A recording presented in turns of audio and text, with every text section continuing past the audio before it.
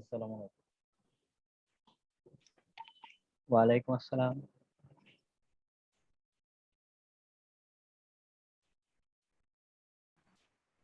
আসসালামু আলাইকুম ভাই। ওয়ালাইকুম আসসালাম। ভাই ওই ইন্টারন্যাশনাল পাসপোর্ট দিয়ে কি করা যাবে? আপনার কাছে জিজ্ঞেস করছিলাম এর আগের ক্লাসে। ও ও আমার তো ওটা খেয়ালই ছিল না। বুঝতে পারছি। আরে আরেকটা বিষয় ছিল ভাই, সেটা হচ্ছে কি পোর্ট হচ্ছে 139। যখন আমি স্ক্যান দিব সেই ক্ষেত্রে হচ্ছে কি টিসিপি টা মেনশন দেওয়া লাগবে এরকম কিছু, যেমন ইউডিপি তে তো 137 38 তো আমরা ইয়া দিয়ে দিই SU। হ্যাঁ হ্যাঁ, ওটা আপনি না দিলেও চলবে, বাই ডিফল্ট আপনার সিন স্ক্যানই করবে, টিসিপি স্ক্যান। আমি যদি সাপোজ ধরেন এসইউ, এসইউ সেই ক্ষেত্রে কি দেওয়া লাগবে 139 নাম্বার পোর্টে? না না, 139 তো টিসিপি ইউজ করতেছে, ওখানে আপনার না হ্যাঁ, দিলেও কাজ করবে। এসইউটা বাদ দিয়ে দিব তাই তো? হ্যাঁ, এসইউ বাদ দিয়ে দিবে। আচ্ছা, ধন্যবাদ ভাই। একটু শুনে আমার একটু কাইন্ডলি জানান, আচ্ছা, বুঝছেন? আসলে অনেক কাজে ব্যস্ত থাকি তো না, খেয়াল বুঝতে থাকে না। পারছি, বুঝতে পারছি। ধন্যবাদ। আসসালামু আলাইকুম। ওয়ালাইকুম আসসালাম। আসসালামু আলাইকুম স্যার। আসসালামু আলাইকুম স্যার।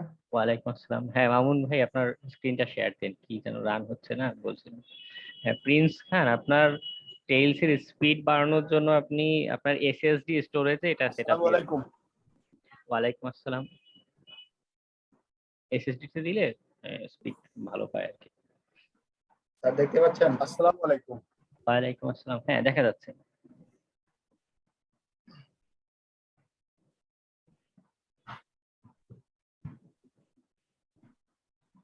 স্যার আমি রোড করছি, কালিটা রোড করে নিচ্ছি। হুম, তারপরে কমান্ডটা স্যার কোনটা রান দিবেন এখানে?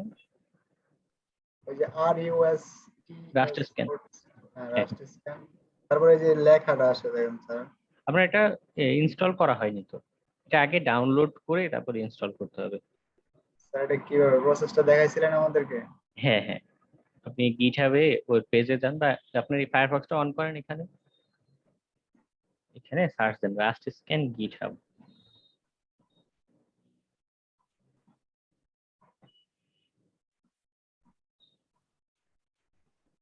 গিটহাবে যাব? হ্যাঁ, রাস্ট স্ক্যান সার্চ দিলেই চলে আসবে।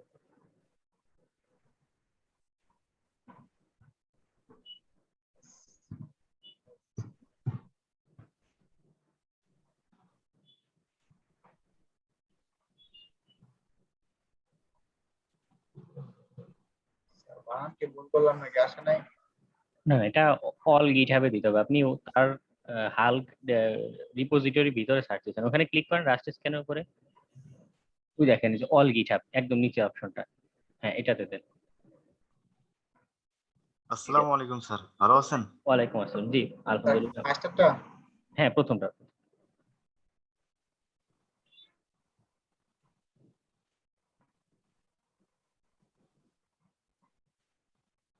নিচে নামেন, নিচে নামেন একটু। নিচে যাব? ইনস্টলেশন গাইড, ইনস্টলেশন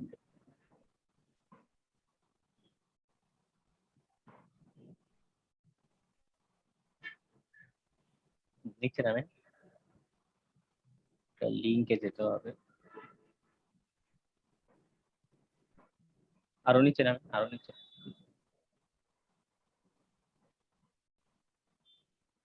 এটা ডাউনলোড? না না না, এটা না, আরো নিচে না, একদম বিল্ড করাটাই পাবেন। এই যে রিলিজ পেজে, এই যে কালির জন্য এই নিচেরটা, ডেবিয়ান অর স্ল্যাশ কালি, হ্যাঁ এই যে এই এটা লিঙ্ক, হ্যাঁ ক্লিক করেন। debian/kali। হ্যাঁ, এটা কালির জন্য আলাদা করে তৈরি করা। নিচে নামে ডাউনলোড, এই যে amd64.dev, ওটা ডাউনলোড দেন উপরে, একদম উপরটা। প্রথমটা? হ্যাঁ হ্যাঁ, প্রথমটা সেভ করেন, সেভ সেভ ফাইল।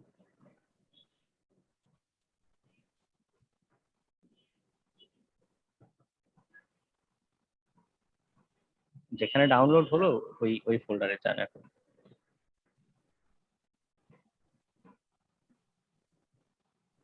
এখানে না, ফোল্ডার দিয়ে দিতে হবে, টার্মিনাল দিয়ে কমান্ড দিতে হবে আপনাকে। ওই এটা ডাউনলোডে গিয়েছে মনে হয় বাই ডিফল্ট। আপনি আপনার ফোল্ডার আইকনটাতে ক্লিক করেন, এই পাশেরটা ফোল্ডার, এটা পাশ, ওর ডান পাশে যেটা ছিল, এটা হোয়াইট কালার যেটা। হ্যাঁ হোয়াইট কালার, এটা তো ডাউনলোডস ওপেন ফোল্ডার। এই যে আপনারটা এখানে ডাউনলোড, এখানে টার্মিনালটা অন করেন, রাইট বাটন ক্লিক করেন। এটার উপরে রাইট বাটন ক্লিক করব। না না না, পাশে নিয়ে ওপেন টার্মিনাল হেয়ার,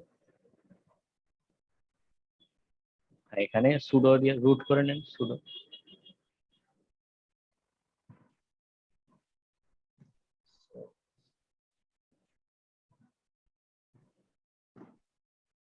এবার ডিপিকেজি, ডিপিকেজি, জি জি ডিপি কেসি জি, জি হ্যাঁ জি, স্পেস হাইফেন আই।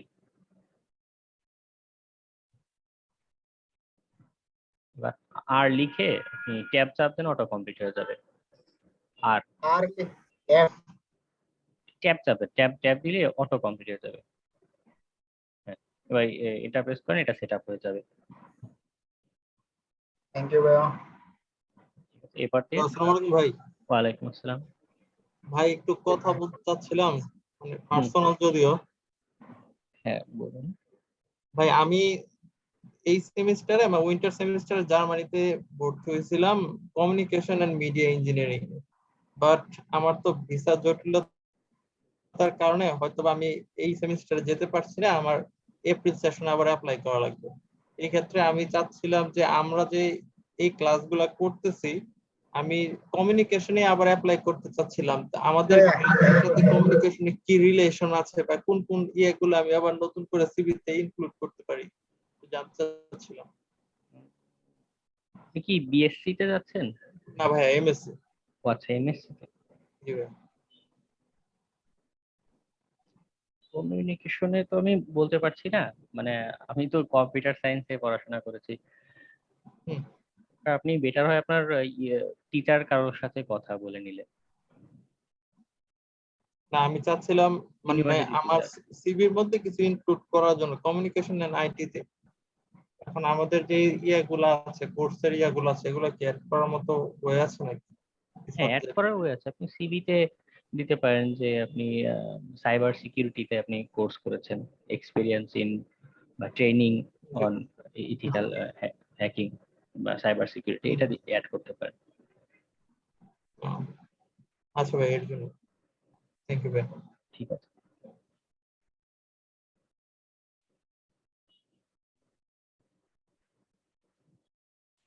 আর বাকিদের কি অবস্থা? আর কারো কোনো প্রবলেম? হ্যাঁ ভাইয়া, ক্লাস শুরু করতে পারেন। ঠিক আছে, আমরা আমাদের আজকের ক্লাস শুরু করি। আলোচনা আজকে আমরা দেখব ভুলনারেবিলিটি অ্যানালাইসিস নিয়ে, যে কিভাবে আমরা গত 2-3টা ক্লাসে দেখেছি যে কিভাবে ওপেন পোর্ট খুঁজে বের করতে হয়, এরপর ওপেন পোর্টে যে সফটওয়্যার রান করছে সেইটা সংক্রান্ত তথ্য বুঝতে বা খুঁজতে হয়। আর এরপরে যেটা করব, এবং প্রফেশনাল পেনিট্রেশন টেস্টিং যেটা আছে ওখানে, এটা একটা গুরুত্বপূর্ণ স্টেপ যে ভুলনারেবিলিটিটা অ্যানালাইসিস করবো। ভুলনারেবিলিটি বলতে যেটা বোঝায় যে নিরাপত্তার যে দুর্বলতাগুলো থাকে সেটা আমরা অটোমেটিক কিছু স্ক্যানার দিয়ে এটা স্ক্যান করব। এখানে অটোমেটিক কেন প্রয়োজন? কারণ এন্টারপ্রাইজ লেভেলে গেলে বা বড় বড় প্রতিষ্ঠানের ক্ষেত্রে গেলে যেটা দেখা যায়, তো অনেক বড় নেটওয়ার্ক বা অনেক টার্গেট থাকে, একার পক্ষে সবগুলো যেমন করা সম্ভব না, বা সবকিছু মনে রেখে একটা একটা করে খুঁজে খুঁজে এন ম্যাপের স্ক্যান আমি আপনাদেরকে মনে করুন 10-15টাই দেখিয়েছি। এখন প্রতিটা কি আপনার পক্ষে একটা একটা করে মনে করে করে স্ক্যান করা সম্ভব? সব সময় সম্ভব হয় না। তো এই জায়গায় একটা হেল্পিং হ্যান্ড এর মতো কাজ করে আমাদের অটোমেটিক স্ক্যানার টুলস গুলো। এবং শুধু স্ক্যান দেওয়াটাই মুখ্য না, এই যে আমি একজন মানুষকে বোঝাবো যে আপনার প্রতিষ্ঠানটার নিরাপত্তা দুর্বলতা আছে, সেটা আমি কিভাবে বোঝাবো? কিছু প্রফেশনাল টার্মিনোলজি বা কনসেপ্টের আমাদের প্রয়োজন পড়ে। তো সেজন্যই আমাদের আজকের ভুলনারেবিলিটি অ্যানালাইসিসটা নিয়ে আহ, পড়াশোনা। তো আমরা তার আগে একটা কাজ আমি আপনাদেরকে দেখিয়ে আনি, তাহলে বুঝতে সুবিধা হবে। এটা হচ্ছে ফিভার যে .com বা ফাইবার অনেকে উচ্চারণ করে থাকে, সেখানে তো কোনো কোনো জায়গায় আপনার কাজ দেখতে পাবেন যে সেখানে বা বিভিন্ন ফ্রিল্যান্সিং কাজগুলোতে আপনাকে অনেক সময় বলে থাকবে কি যে আপনার সিস্টেম মানে হ্যাক করা, যেটা বলতে আমরা যেটা বুঝি ওই পুরোটা আপনাকে করতে বলবে না। যেমন ফিভারে এই যে এক্সাম্পলটা, এখানে আপনার শুধুই তার কাজ হচ্ছে কি অ্যাসেসমেন্ট করে দেয়। আপনি ফিভারে এসে সার্চ দিলে আপনি আরো এখানে পাবেন, আমি যদি ইথিক্যাল হ্যাকিং এ সার্চ দিই, যে কাজ কি সিম্পলি এই যে আমাদের স্ক্যানার যে টুলস গুলো আছে এটা দিয়েই এফিশিয়েন্ট ওয়েতে আপনাকে আহ, একটা সাইট বা নেটওয়ার্কে স্ক্যান করে একটা আউটপুট দেখাতে হবে। এটা লিমিটেড স্ক্যান, তাই সে $100 দাবি করছে।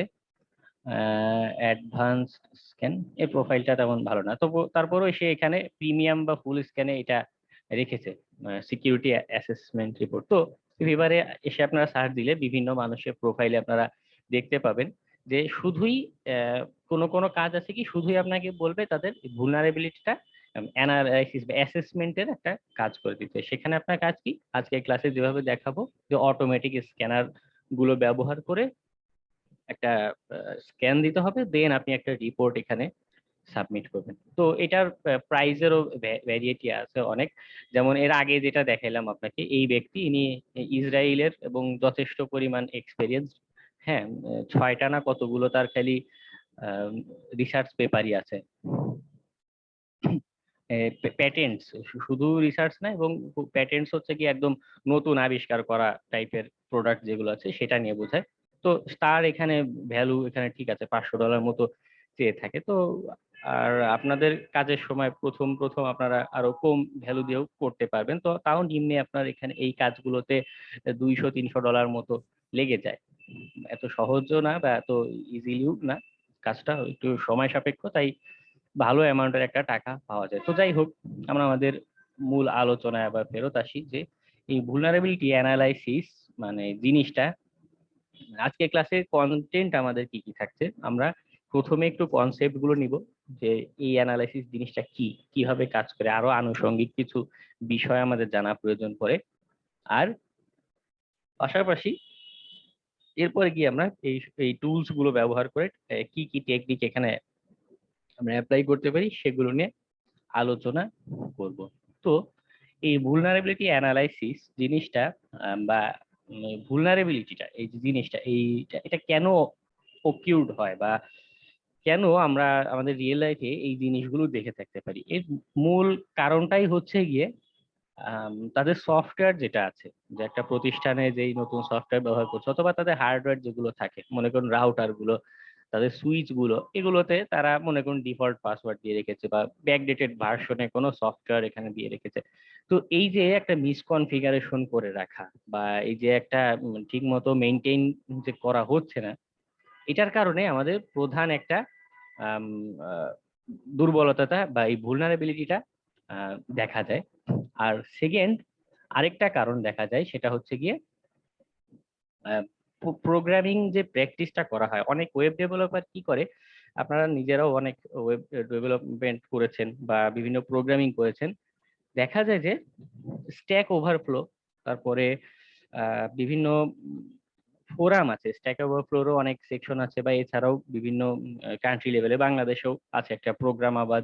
তো এরকম বিভিন্ন ফোরামে এইসব প্রোগ্রামিং চ্যালেঞ্জ গুলো বা প্রবলেম গুলোর সলিউশন মতো দেয়া থাকে। অনেক প্রোগ্রামার কি করে, এই জিনিসগুলো ঠিক মতো না বুঝেই বা অলসতা করে ডাইরেক্ট কপি করে পেস্ট করে বসায় দেয়। এই যে পুর প্রোগ্রামিং প্র্যাকটিস শুধু কপি পেস্টই না, এবং কেউ কেউ দেখা যায় যে ইউটিউব দেখে দেখে প্রোগ্রামার হয়েছে, কিন্তু অ্যাকচুয়ালি জানে না সে কি করছে বা এটার ইম্প্যাক্ট কি হতে পারে। হ্যাঁ, মানে অনেক অভ্যন্তরীণ বিষয় থাকে, তো এগুলো ঠিক মতো না বুঝে প্রোগ্রামিং করার ফলে যেটা হয় যে এই দুর্বলতাগুলোর জন্ম হয়ে থাকে, এবং হ্যাকাররা খুব সহজেই এই হ্যাকিং এর ঘটনাগুলো ঘটিয়ে থাকতে পারে। তো এই জন্যই আমরা যেটা করে থাকি, আমরা ভুলনারেবিলিটি অ্যানালাইসিসের যে কাজটা এখানে করি একজন ইথিক্যাল হ্যাকার হিসেবে, এবং এটাতে আমরা সিস্টেমেটিক একটা রিভিউ করি যে সিকিউরিটি উইকনেসটা থাকে তাদের সফটওয়্যারে থাকতে পারে, তাদের সিস্টেম যেটা মনে করুন তাদের কম্পিউটার ইনফ্রাস্ট্রাকচার যেটা সেখানে থাকতে পারে। তো এই সিকিউরিটি দুর্বলতাগুলোর অরিজিন বা এটা আসলে কেন অকিউর হয় বা দেখা যায়, এটার একটা গ্রাফিক্যাল একটা প্রকাশ আমি আপনাদের এই স্লাইডে রেখেছি। তো এখানে দেখুন যে 29% কেসে বা সবচেয়ে বেশি সংখ্যক ক্ষেত্রে এই ভুলনারেবিলিটিটা দেখা যায় মিসিং প্যাচ, মানে নতুন যে আপডেট এসেছে বা নতুন যে পরিবর্তন এসেছে এটা ঠিক মতো তারা ইনস্টল করে না বা সেট আপ দেয় না। এই যে একটা অসুবিধা, এটার কারণে যে এখন পিএইচপি 8 রান করছে, এখন দেখুন অনেকেই এখনো দেখা যাবে পিএইচপি 5-6 দিয়ে তাদের ওয়েবসাইট ডেভেলপ করে রেখেছে। তো ওগুলো তো অলরেডি ভুলনারেবিলিটি দুর্বলতা আছে দেখেই তো পিএইচপি ডেভেলপাররা 8 নাম্বার ভার্সন বের করেছে। তো এই যে ল্যাকিংসটা থেকেছে, এই ল্যাকিংসটার কারণে মূল এবং প্রধান ল্যাকিংসটাই আমাদের এই মিসিং প্যাচ বা আমরা আপডেটেড যে জিনিসটা এটা ঠিক মতো অ্যাকসেপ্ট করছি না বা ইনস্টল দিচ্ছি না, এই ঘটনাটা ঘটে। আর এরপরে যেটা ঘটনা বা 80% মানে 18% ক্ষেত্রে মানে ভুলনারেবিলিটি পাওয়ার ক্ষেত্রে দেখা যায় যে তাদের অ্যাপ্লিকেশন যেটা মনে করুন ওয়েব অ্যাপ্লিকেশন হতে পারে, মোবাইল অ্যাপ্লিকেশন হতে পারে, এটাতে তারা সিকিউরিটি ইমপ্লিমেন্টেশন যে জিনিসটা আছে মানে একটা কঠোরতার একটা বিষয় থাকে। যেমন আপনি চাইলেই পেপালের ওখানে একটা অ্যাকাউন্ট খুলে ফেলতে পারবেন না, ওখানে আপনাকে অনেক কিছু ভেরিফাই করতে হবে, অনেক তথ্য দিতে হবে। কিন্তু বাংলাদেশি নর্মাল কিছু ই কমার্স সাইট আছে, এখানে গেলে কি হচ্ছে আপনি ফেক ইমেল অ্যাড্রেস দিয়েও একটা অ্যাকাউন্ট খুলে ফেলতে পারছেন। এটা কি একটা এক প্রকার তাদের অ্যাপ্লিকেশনের দুর্বলতা যে আমি ভুয়া ইমেল অ্যাড্রেস ব্যবহার করছি, এটা তারা ক্যাচ করতে পারছে না, দেখতে পারছে না। ওটা ফর এক্সাম্পল বললাম। তো এরকম অনেক কেস হতে পারে, অনেক সিনারিও হতে পারে যে যার কারণে তারা অ্যাপ্লিকেশনটা ঠিক মতো হার্ড করে না, ঠিক মতো এখানে নিরাপত্তা মাথায় রেখে তারা অ্যাপ্লিকেশন গুলো তৈরি করে না, যার কারণে 18% ক্ষেত্রে হ্যাকিং এর যে ঘটনা ঘটে সেখানে দেখা যায় যে 18% ক্ষেত্রেই অ্যাপ্লিকেশন হার্ডেনিং কেসটা দেখা যায়। আর 41% মাই মিস্টেক, মিসিং প্যাচটা বড় নয়, 41% যে ওএস হার্ডেনিং যেটা, এখানে যেটা হয় অনেকে যে দুর্বল পাসওয়ার্ড ব্যবহার করা, এটা আমরা আমাদের অপারেটিং সিস্টেম যেটা ওএস মানে হচ্ছে অপারেটিং সিস্টেম, এটা আমরা যথেষ্ট পরিমাণ শক্ত করছি না। অনেকে কি করে, আমরা এসএমবি এনুমেরেশনে দেখেছি যে অনেকেই নেটওয়ার্কে এরকম ফাইল, প্রিন্টার, ফোল্ডার এগুলো শেয়ার করে রেখে দেয়। অনেকেই নেটওয়ার্কে এআরপি যে প্রোটোকল আছে এটার এখানে তো কোনো প্রোটেকশন তেমন নেওয়া যায় না, তারপরও কিছু সফটওয়্যার ব্যবহার করে, আমি আপনাদের ফায়ারওয়ালস ক্লাসে দেখাবো যে এখানে কি কি সফটওয়্যার ব্যবহার করা যায়। তো এই সব সফটওয়্যার জাতীয় জিনিসগুলো তারা ব্যবহার করে না, যার কারণে অপারেটিং সিস্টেম লেভেলে যেই তথ্য আদান প্রদান হচ্ছে বা যেই কাজগুলো হচ্ছে সেখানে উপযুক্ত নিরাপত্তাটা থাকছে না। উপযুক্ত নিরাপত্তা না দেওয়ার কারণে এটা সবচেয়ে বড় বড় হচ্ছে গিয়ে হ্যাকিং এর ঘটনা ঘটে 41%। আর ইজিলি গেজেবল ক্রেডেনশিয়ালস বা নেটওয়ার্ক ডিজাইন ফ্ল, এগুলো খুবই ছোট ক্ষেত্রে বা অল্প পরিমাণে পাওয়া যায়। যে এটা এই যে গেসেবল ক্রেডেনশিয়ালস কোনটা, ওই যে ডিফল্ট পাসওয়ার্ড থাকার বিষয়টা, এটা একটা উদাহরণ। সব ক্ষেত্রে এরকম পাওয়া যায় না, কিছু কিছু সিসিটিভি ক্যামেরাতে এরকম পাওয়া যায়। ওয়েবসাইট, ওয়ার্ডপ্রেস সাইটেও আপনারা কিছু কিছু ক্ষেত্রে পাবেন যে ইউজার নেম পাসওয়ার্ড দুইটাই অ্যাডমিন অ্যাডমিন দিয়ে রেখেছে। হ্যাঁ, এগুলো রেয়ার কেস, তবে এগুলো পাওয়া যায়। আর নেটওয়ার্ক ডিজাইন ফ্ল কোনটা, অনেক নেটওয়ার্ক ইঞ্জিনিয়ার আছে শুধু কাজ করার জন্য কাজ করে, কিন্তু তারা মানে এমসিকিউ মুখস্থ করে বা বই মুখস্থ করে নেটওয়ার্ক ইঞ্জিনিয়ার হয়েছে, কিন্তু অ্যাকচুয়ালি না বুঝে না যে তারা কি কাজ করতেছে। হ্যাঁ, আমি এরকম এক্সাম্পল দেখেছি যে তাদের আন্ডারস্ট্যান্ডিং এর অনেক ল্যাকিংস থেকে যায়, বিশেষত বাংলাদেশে যে কাজগুলো করে অনেকেই। তো তারা এরকম নেটওয়ার্ক গুলো ডিজাইন করার সময় বা নেটওয়ার্ক কনফিগারেশন করার সময় অনেক দুর্বলতা এরকম রেখে দেয়। আহ, তো এই তাদের নেটওয়ার্ক ডিজাইনের দুর্বলতার কারণেই এটা সহজেই হ্যাক করে ফেলাটা পসিবল হয়। তো বুঝতে পারলেন যে রিস্ক অরিজিন বা কি কি ক্যাটাগরিতে আমাদের এই সিকিউরিটি রিস্ক বা ঝুঁকিটা দেখা দিচ্ছে। এরপর এই যে আমরা ভুলনারেবিলিটিটা অ্যানালাইসিস করব, এটাও একটা ম্যানেজমেন্টের একটা বিষয়। এটা একটা লাইফ সাইকেল মেইনটেইন করে কাজটা করে থাকে।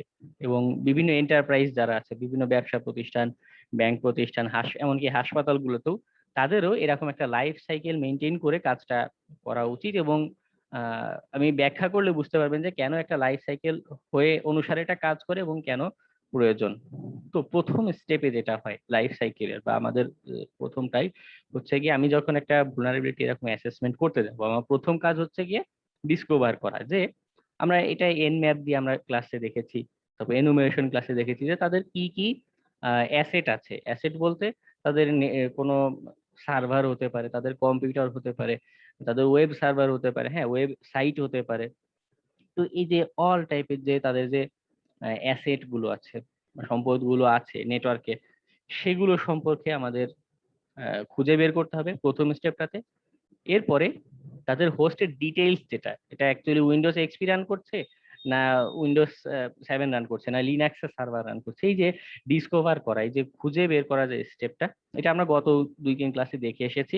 তো ভুলনারেবিলিটি ম্যানেজমেন্ট করতে গেলে বা ভুলনারেবিলিটি অ্যাসেসমেন্ট যেটা আছে ওখানে করতে গেলে প্রথম স্টেপটা আপনার করতে হবে এইভাবেই। এর সেকেন্ড স্টেপে যেটা করতে হয় বা যেটা করা উচিত সেটা হচ্ছে গিয়ে অ্যাসেট যেগুলো আছে। এখন অ্যাসেট বলতে এখানে কি বোঝাচ্ছি, যারা অর্থনীতি বা কমার্স রিলেটেড পড়াশোনা করেছেন তারা অ্যাসেট শব্দটা খুব ভালো বুঝতে পারবে। তো যারা এটা নিয়ে পড়াশোনা করেনি তাদের জন্য খুব সহজ উদাহরণ দিয়ে বুঝাই যে মনে করুন আপনি একজন ফল বিক্রেতা, আপনি আম বিক্রি করেন, কাঁঠাল বিক্রি করেন। এই আম যেটা আছে সেটা আপনার বিজনেসের অংশ এবং এই আম বিক্রি করেই আপনার জীবিকা নির্বাহ করেন। এখন এই আমটা কি আপনার জন্য একটা সম্পদ, আপনার দোকানের আমটা যেমন আপনার জন্য একটা সম্পদ, তেমনি আপনার আপনি টাকা খরচ করে আপনি অনেক লাইটিং করেছেন, দোকানে দোকানে এসি লাগিয়েছেন, আম বিক্রি করবেন, এটাও কি আপনার একটা অ্যাসেট। আবার আপনি দোকান পরিষ্কার করার জন্য একটা ঝাড়ু কিনেছেন, এটাও কিন্তু আপনার দোকানের জন্য একটা অ্যাসেট। তো এই অ্যাসেট গুলো বা এই যে সম্পদ আপনি আপনার দোকানের জন্য করেছেন বা কিনেছেন, এটার একটা ভাগ বা শ্রেণী বিভাগ মতো করা যায়। যেমন আপনি আম বিক্রেতা, আপনার কাছে সবচেয়ে গুরুত্বপূর্ণ কিন্তু আপনার আমগুলো, সেটা যদি পচে যায়, নষ্ট হয়ে যায়, চুরি হয়ে যায়, আপনার কিন্তু বিজনেস শেষ। কিন্তু আপনার ঝাড়ু যেটা আপনি কিনেছেন দোকানের জন্য, সেই ঝাড়ুটা যদি চুরি হয়ে যায়, আপনার হয়তো খুব বেশি ক্ষতি হবে না, সেদিনের মতো কাজটা চলে যাবে, পরবর্তী দিন আরো একটি ঝাড়ু আপনি কিনে নিতে পারবেন দোকান পরিষ্কার করার জন্য। বা আপনি আপনার দোকানে যে লাইট যেটা আছে সেটা যদি নষ্ট হয়ে যায়, হয়তো আপনি দিনের বেলা কাজ বিক্রি করতে পারবেন, কিন্তু রাতের দিকে হয়তো একটু কষ্ট হবে বা আপনি পারবেন না। তো দেখুন, একই দোকানদার, সবই তার অ্যাসেট, কিন্তু সবগুলো সমান প্রায়োরিটি না, সবগুলো তার বিজনেসের জন্য সমান অগ্রাধিকার দেওয়ার প্রয়োজন পড়ে না। এই সেম কনসেপ্টটাই আমাদের সিকিউরিটি টেস্ট করার ক্ষেত্রেও মাথায় রাখতে হয়। যে আমি একটা হাসপাতালে গিয়েছি, হাসপাতালের সিকিউরিটি আমাকে টেস্ট করতে দিয়েছে, এখন সেই হাসপাতালের জন্য, তার হাসপাতালটা একটা বিজনেস সেন্টার বলা যেতে পারে, এটাও কর্পোরেট হাসপাতাল যেগুলো আছে সেটা আপনাকে সার্ভিস বিক্রি করে থাকে তারা।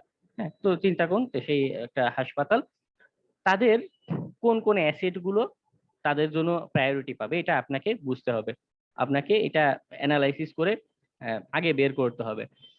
আবার একটা ব্যাংকে গেলে, একজন হাসপাতালের তাদের টাকা পয়সার ইনফরমেশন থেকে রোগীর ইনফরমেশন কোনটা বেশি একরকম গুরুত্ব পাবে। আর এক ব্যাংকে গেলে, হ্যাঁ তাদের তথ্য যেটা আপনি মনে করুন গ্রাহকদের তথ্য, সেটা যেমন গুরুত্বপূর্ণ, তাদের টাকা পয়সার হিসাব দুইটাই সেম গুরুত্বপূর্ণ থাকবে।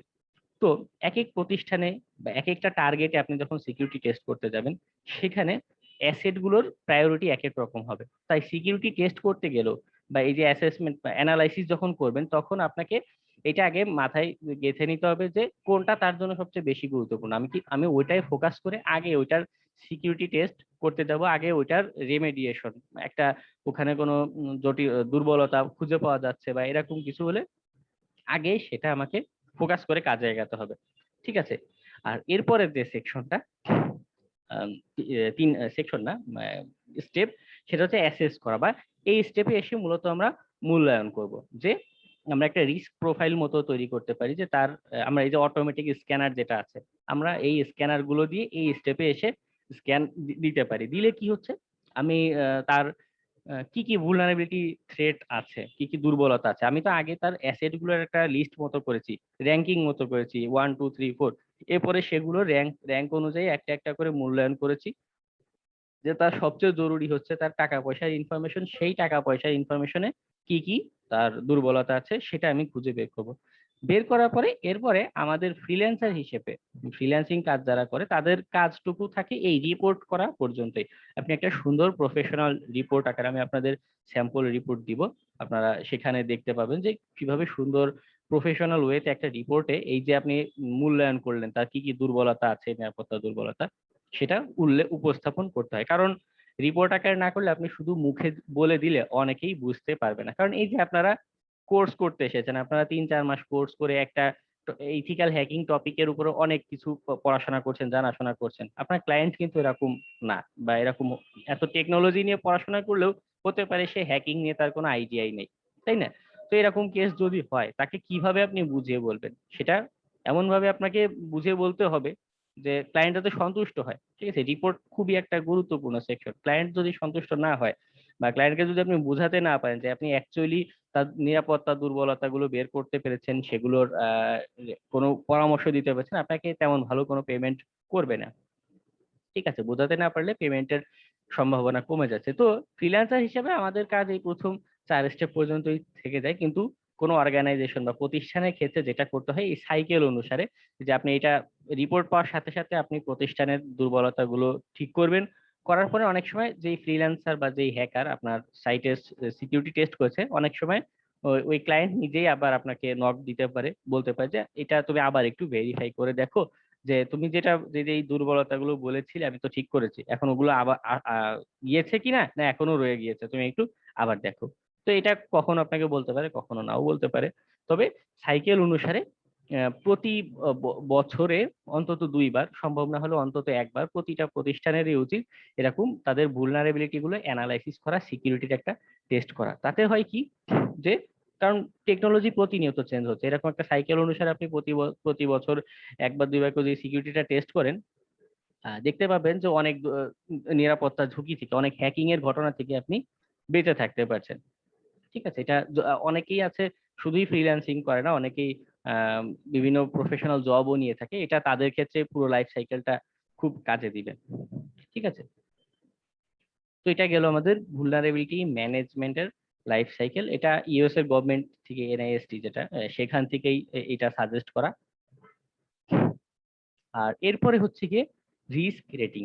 এই যে আমি vulnerabilityটা খুঁজে পেলাম, এই যে আমি লাইফ সাইকেলে বা স্টেপ বাই স্টেপে গিয়ে এখানে অ্যাসেস করলাম, করার পরে যে রিপোর্টে লিখবো, এখন আমি মুখে শুধু যদি বলেই দিই যে ভাই আপনার তো কাজ হয়ে গেছে, আপনি আপনার পুরো হ্যাক হয়ে সব সম্পত্তি আপনার নষ্ট হয়ে গেছে, আর কোনো ক্ষমা নেই, এইভাবে যদি আমি বলি, এটা তো একটা আনপ্রফেশনাল কথা, এটা তো একটা তামাশা হয়ে যায়, এবং আমি যাকে বোঝাচ্ছি সে জিনিসটা ঠিক মতো বুঝতে পারবে না। এবং অনেক সময় হয় যে আপনাকে শুধুই সিকিউরিটি টেস্টে কাজটা দিবে, আপনি সিকিউরিটি টেস্ট করে যে রিপোর্টটা দিবেন সেটা তাদের টেকনোলজি টিম যেটা আছে, মনে করুন ওয়েব ডেভেলপার থাকতে পারে, নেটওয়ার্ক ইঞ্জিনিয়ার থাকতে পারে, তাদের কাছে সেই রিপোর্টটা দেয়া হবে যে আপনি অ্যানালাইসিস করুন। এখন বিজনেস পার্সন একরকম বুঝবে, টেকনোলজি পার্সন তো আরেক রকম বুঝবে। এখন উভয় পক্ষকে সুন্দর করে আপনি বুঝিয়ে বলবেন কিভাবে, এবং এটা যে অ্যাকচুয়ালি খুবই ক্ষতি করতে পারে, এটা আপনি মানে প্রকাশ করবেন কিভাবে, আপনি শুধু মুখে বললেই জিনিসটা হবে না।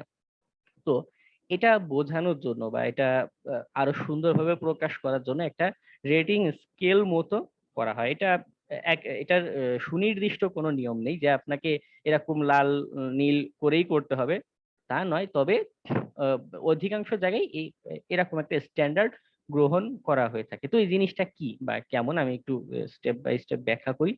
যে মনে করুন আপনি কোনো একটা দুর্বলতা পেয়েছেন, সেটাকে এক্সট্রিম ক্যাটাগরি হিসেবে আপনি, বা সেটা রিস্ক যে এক্সট্রিম, এটা খুবই মারাত্মক একটা দুর্বলতা বা নিরাপত্তা ঝুঁকি, সেটা আপনি বোঝাবেন কিভাবে?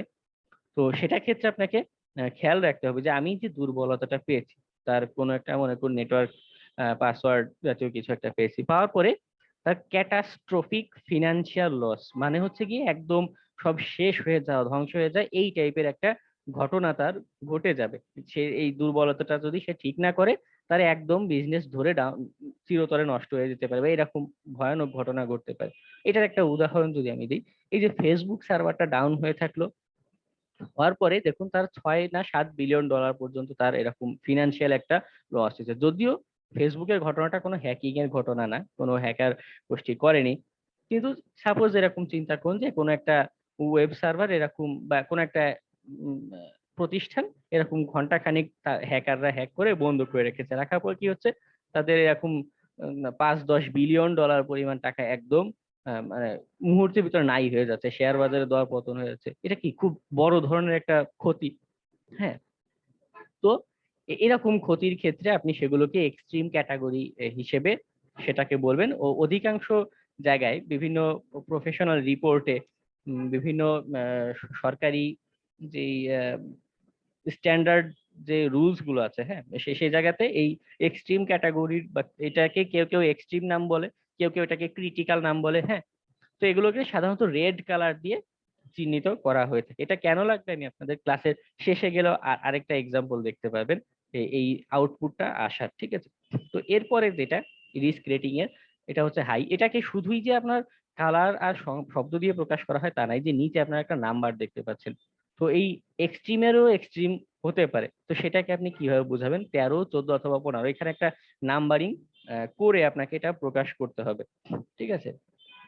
যে এটা একদম এক্সট্রিম কিন্তু অতটা এক্সট্রিমও না, ঠিক আছে, সেটাকে যে আপনি 13 বা 14 বলতে পারেন। এখানে আরো একটা ম্যাথ করে এটা হিসাব করতে হয়, তো আমাদের অতটুকু যাওয়ার দরকার নেই, আমরা ক্লাসিফিকেশনটা বুঝে নিই। এরপরে যে টাইপটা ক্যাটাগরি সেটা একটা হচ্ছে কথা, হাই। এটা কি আমরা 100-র মধ্যে হিসাব করে থাকি এক্সট্রিমটা, না যে না, 100-র এটা কোনো মধ্যে? স্ট্যান্ডার্ড নেই, এটা মানে ওরকম সুনির্দিষ্ট নেই। এটা কেউ কেউ আছে আপনার 10, 15, 5-এর ভিতরে করে থাকে। যেমন বাগ ক্রাউড যেটা, ওরা 6টা র্যাঙ্কিং করে, 1, 2, 3, 4, 5, 6 এরকম। ঠিক আছে, এটা কোনো সুনির্দিষ্ট নেই। তো এরপরে যে হাই ক্যাটাগরি, হাই ক্যাটাগরিতে বলা হচ্ছে যে যখন দেখবেন যে আপনার প্রতিষ্ঠানে সিগনিফিকেন্ট ফিনান্সিয়াল লস হতে পারে, ঠিক আছে। অধিকাংশ ক্ষেত্রে ফিনান্সিয়াল লসটাকে আগে কনসিডার করা হয়, ঠিক আছে, কারণ এই সাইবার সিকিউরিটি বা হ্যাকিং জিনিসটাই মূলত বিজনেস কেন্দ্রিক, এটার বিজনেস ভ্যালু আছে। যে হ্যাকার যে হ্যাক করতেছে, সে বিজনেস কোনো ভ্যালু পাওয়ার জন্য হ্যাক করতেছে, সে মানে ফিনান্সিয়াল কোনো একটা ভ্যালু পাওয়ার জন্য সে হ্যাক করতেছে, এবং ওই পাশে যে প্রোটেকশনের জন্য আপনাকে হ্যাক করতেছে, সেও আসলে একটা ফিনান্সিয়াল একটা প্রফিটের জন্য, তার বিজনেসটা যদি ঠিক থাকে এটার জন্য সে কিন্তু আপনাকে কাজ দিচ্ছে। পুরোটাই একটা বিজনেস, হ্যাঁ, এখানে মানবতার কিছু নেই। তো যেটা হয় আপনি ওখানেও আপনাকে খেয়াল করতে হবে, যদি সিগনিফিকেন্ট ফিনান্সিয়াল লস হয়ে থাকে সেটা আমাদের হাই ক্যাটাগরি আমরা সেখানে বলে থাকবো। এটার একটা উদাহরণ হতে পারে এই 2 দিন কি 3 দিন আগে twitch.tv, আপনারা কেউ কেউ হয়তো শুনে থাকবেন এটার নাম। ওটা হচ্ছে ইউটিউবের অনেকটা অল্টারনেটিভ বলা যেতে পারে, ওটা একটা স্ট্রিমিং প্ল্যাটফর্ম। এখানে মানুষ গেম খেলার সময় বা কোনো কনফারেন্স টকের সময় এসে অনলাইনে স্ট্রিম করতে পারে, লাইভে তাদের ভিডিও বা এগুলো শো করতে পারে। তো এটাতে আমার এখানেও অ্যালার্ট এসেছে যে এটা হ্যাক হয়েছে, এবং এটা হ্যাক হয়ে তাদের অভ্যন্তরীণ ডাটা যা যা আছে, ইউজার নেম পাসওয়ার্ড টাসওয়ার্ড যা আছে সব চুরি হয়ে গিয়েছে। তো আমি ওটা পাওয়ার সাথে সাথে আমি আমার ইউজার আইডি পাসওয়ার্ড সবকিছু চেঞ্জ করে ফেলেছি। তো এটাতে কি হয়, এটা একটা সিগনিফিকেন্ট ফিনান্সিয়াল লস হতে পারে যদি তারা সেখানে, তবে এটা ভালো কাজ করেছে যে টুইচ খুব দ্রুত তারা একটা ইমার্জেন্সি একটা রেসপন্স ওখানে করেছে। হ্যাকিং এর ঘটনাটা লিক হওয়ার সাথে সাথেই তারা একটা প্রোটেকশন ব্যবস্থা তারা এখানে জারি করছে। কিন্তু যদি না করতো, এখানে তার এই যে ইউজার নেম তথ্যটা আরেকজনের কাছে পেয়ে যাচ্ছে, ডার্ক ওয়েবে কিন্তু এগুলো সেল করে দেয়, হ্যাঁ, বার ইউজার হিসেবে উম, বা গ্রুপ আকারে 100 ইউজার বা 1000 ইউজারের তথ্য একসাথে সেল করে দিবে, ইউজার নেম পাসওয়ার্ড। তো এরকম ঘটনা স্যার লাভটা কি স্যার? ওই যে ডার্ক ওয়েবে যে সেল করে দিচ্ছে হ্যাকার, তার লাভ, সে এখানে টাকা পাচ্ছে সেল করে। আর এই পাশ থেকে যে কিনছে, তার লাভ, সে এটা কোনো ক্ষতিকর কাজে ইউজ করতে পারে চাইলে। আপনার মনে করেন 100 মানুষের ইউজার নেম পাসওয়ার্ড নিয়ে সে এটা দিয়ে কোনো ক্যাম্পেইন করলো, অন্য কোনো জায়গায় ইমেল পাঠানোর কাজ করলো, হ্যাঁ, এটা তো অনেক অনেক লাভ, টাকা পয়সা আর কি, ঠিক আছে। যেমন কিছুদিন আগে কিছুদিন আগে না, গত বছর সম্ভবত ফেসবুকের 500 মিলিয়ন ইউজারের তথ্য এরকম ডার্ক ওয়েবে সেল হচ্ছিল, লিক হয়ে গেল। ওটার কাজ কি, ওটাতে লাভ কি? ওটার ক্ষেত্রে আপনি নিজেই চিন্তা করুন, আপনাকে কেউ যদি অফার দেয় যে বেশি না, তুমি মাত্র আমাকে $1 দাও, আমি তোমাকে এরকম ঢাকা শহরের 100 জন মানুষের ফেসবুক আইডি বা তুমি যাকে পছন্দ করো ক্রাশ তার ফেসবুক ইউজার নেম পাসওয়ার্ড আমি এগুলো সব দিয়ে দিব। এটা কিন্তু আপনার নিজের কাছেও লোভনীয় একটা অফার লাগবে যে বা আমি মাত্র হ্যাকিং করে সারা জীবনেও হ্যাক করতে পারলাম না, আর এখন $1 দিলে আমাকে দিয়ে দিচ্ছে, আর কি লাগে, তাই না? সবাই একটা প্রফিটের আশায় কাজগুলো করে থাকে। আর এলিভেটেড যেটা, এটা ক্ষেত্রে মানে ফিনান্সিয়াল লস হয় কিন্তু পটেনশিয়াল একদম অত ভয়ানক রকমেরও না, তবে মোটামুটি বা এটাকে মিডিয়াম ক্যাটাগরি ধরা যেতে পারে, ঠিক আছে। আর নিচের যে দুইটা, এটা হচ্ছে মানে সাধারণ ক্যাটাগরির দুর্বলতা, মানে খুব বেশি ক্ষতিকর না, লো ক্যাটাগরি। এটা কেউ কেউ ইনফরমেশন ক্যাটাগরিও ধরতে পারে, যে সাপোজ আপনি এনম্যাপ স্ক্যান দিয়ে শুধু তার একটা তথ্য প্রেজেন্ট সে উইন্ডোজ এক্সপি চালায়, এর বেশি তথ্য তো আপনি পান নাই, বা আপনি কোনো হ্যাকিং এর চেষ্টা করেও কিছু করতে পারেন নাই, এটা কি লো ক্যাটাগরি, আপনি তার কোনো ক্ষতি করতে পারছেন না বা হ্যাকার পারছে না, ঠিক আছে। তো রিস্ক রেটিংটা আপনাদের প্রফেশনাল কাজ করতে গেলে, রিপোর্ট রাখতে গেলে এই বিভিন্ন জায়গায় এই কনসেপ্টটা কাজে লাগবে, অবশ্যই এটা বুঝে মাথায় রাখবেন। আর এরপরে আরেকটা জিনিস লাগবে, সেটা হচ্ছে সিভিই বা কমন ভুলনারেবিলিটি এক্সপোজার। এই জিনিসটা কি? এই যে আমি আপনাদের বারবার বলছি ভার্সন নাম্বার ভার্সন নাম্বার, এটা কেন কাজে লাগে বা এটার কাজটা কি? এই যে আমরা হোয়াইট হ্যাট হ্যাকিং যেটা বলে থাকি বা ইথিক্যাল হ্যাকার বলে থাকি, এই মানুষগুলো কি করে, নিজের খেয়ে দেয়ে কাজ নেই, তারপরও একটা সুন্দর সুস্থ পৃথিবীর জন্য তারা নিয়মিত বিভিন্ন প্রোডাক্ট নিয়ে, অ্যাপ্লিকেশন সফটওয়্যার এগুলো নিয়ে আহ, গবেষণা করতে থাকে।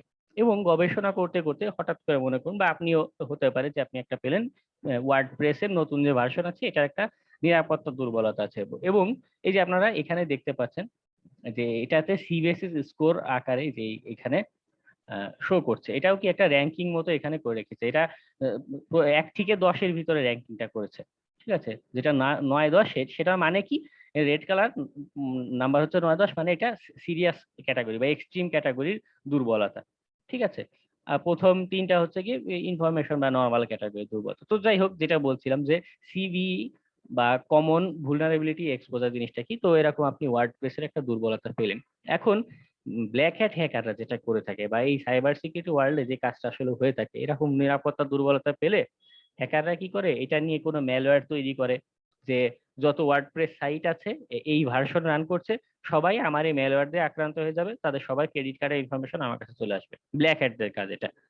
আর হোয়াইট হ্যাটরা বা মানে ভালো মানুষ যারা আছে, এরা কি কাজটা করে, এরা কি করে, এরকম প্ল্যাটফর্ম আছে, সিবি যে প্ল্যাটফর্ম, এটা একটা গভর্নমেন্ট মানে কি, গভর্নমেন্ট না, এটা হচ্ছে গিয়ে ক্রাউড সোর্সড একটা প্ল্যাটফর্ম। এরকম আরো কতগুলো প্ল্যাটফর্ম আছে, সাইট আছে, সেখানে এসে তারা এটা একটা বিস্তারিত পাবলিশ করে যায় যে এরকম একটা সফটওয়্যার আছে, এটার একটা দুর্বলতা আছে, তোমরা এটা সবাই ঠিক করে নাও, ঠিক আছে।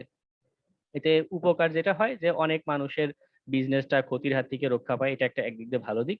আর খারাপ দিক হচ্ছে গিয়ে অনেক মানে এটা দিয়ে চাইলে মিস ইউজ করে অনেক টাকা পয়সা উপার্জন করা যায়, কিন্তু দিন শেষে টাকাটাই সব কথা নয়। আবার অনেকেই এই রিসার্চ গুলো করে থাকে কেন, তাদের একটা নিজেদের ভ্যালু ক্রিয়েটের জন্য। এখন আপনি যদি কোথাও সার্টিফিকেট আপনার নাই কোথাও কোনো জায়গায়, এখন আপনি যদি সেখানে এটা শো করেন যে আমি এরকম নতুন 5টা ভুলনারেবিলিটি বের করতে পেরেছিলাম, আমি একজন গবেষক, আমি ভুলনারেবিলিটি নিয়ে গবেষণা করি, সেখানেও দেখবেন আপনাকে আলাদা একটা প্রায়োরিটি দিয়ে থাকবে যে সে রিসার্চার। যাই হোক, এই সিভিতে এসে আমি কি করব বা কিভাবে খুঁজবো? মনে করুন আমি আহ, কোনো একটা সফটওয়্যার পেলাম এরকম উইন্ডোজ এক্সপির জন্য, আমি চিন্তা করি, যদি আমি কোনো ভার্সন নাম্বার নাও জানি, শুধু উইন্ডোজ এক্সপির যদি আমি সার্চ দিই, প্রথমে আমাকে স্ট্যাটিস্টিক্সটা শো করছে, আলাদা অন্য কিছু শো করছে না। আচ্ছা ঠিক আছে, আমি এটা অন্য কিছু সার্চ দিই, যদি আমি সিভি আইডি যদি সার্চ না দিতে পারি, আমি পিএইচপি 5 লিখে সার্চ দিই, দেখুন এই যে PHP 5 ভার্সনের কি কি নিরাপত্তা দুর্বলতা আছে, শুধু PHP 5 সার্চ দিয়েছি, সেটারই এটাতে দেখা যাচ্ছে না, এটার কোনো ভুলনারেবিলিটি নাই। পিএইচপির কি কি আছে দেখুন, এখানে বিশাল একটা লিস্ট করে দেয়া আছে। এই সিভি জিনিসটা বুঝে কি করে, এটা প্রথমে তো সিভি নাম দেওয়াতেই বোঝা যাচ্ছে এটা কমন ভুলনারেবিলিটি এক্সপোজার, বা মানুষ একটা এরকম একটা কমন প্ল্যাটফর্মে এসে, একটা পাবলিক প্ল্যাটফর্মে সেটা পাবলিশ করেছে, সেজন্য এটাকে প্রথমে সিভি নামটা দিচ্ছে।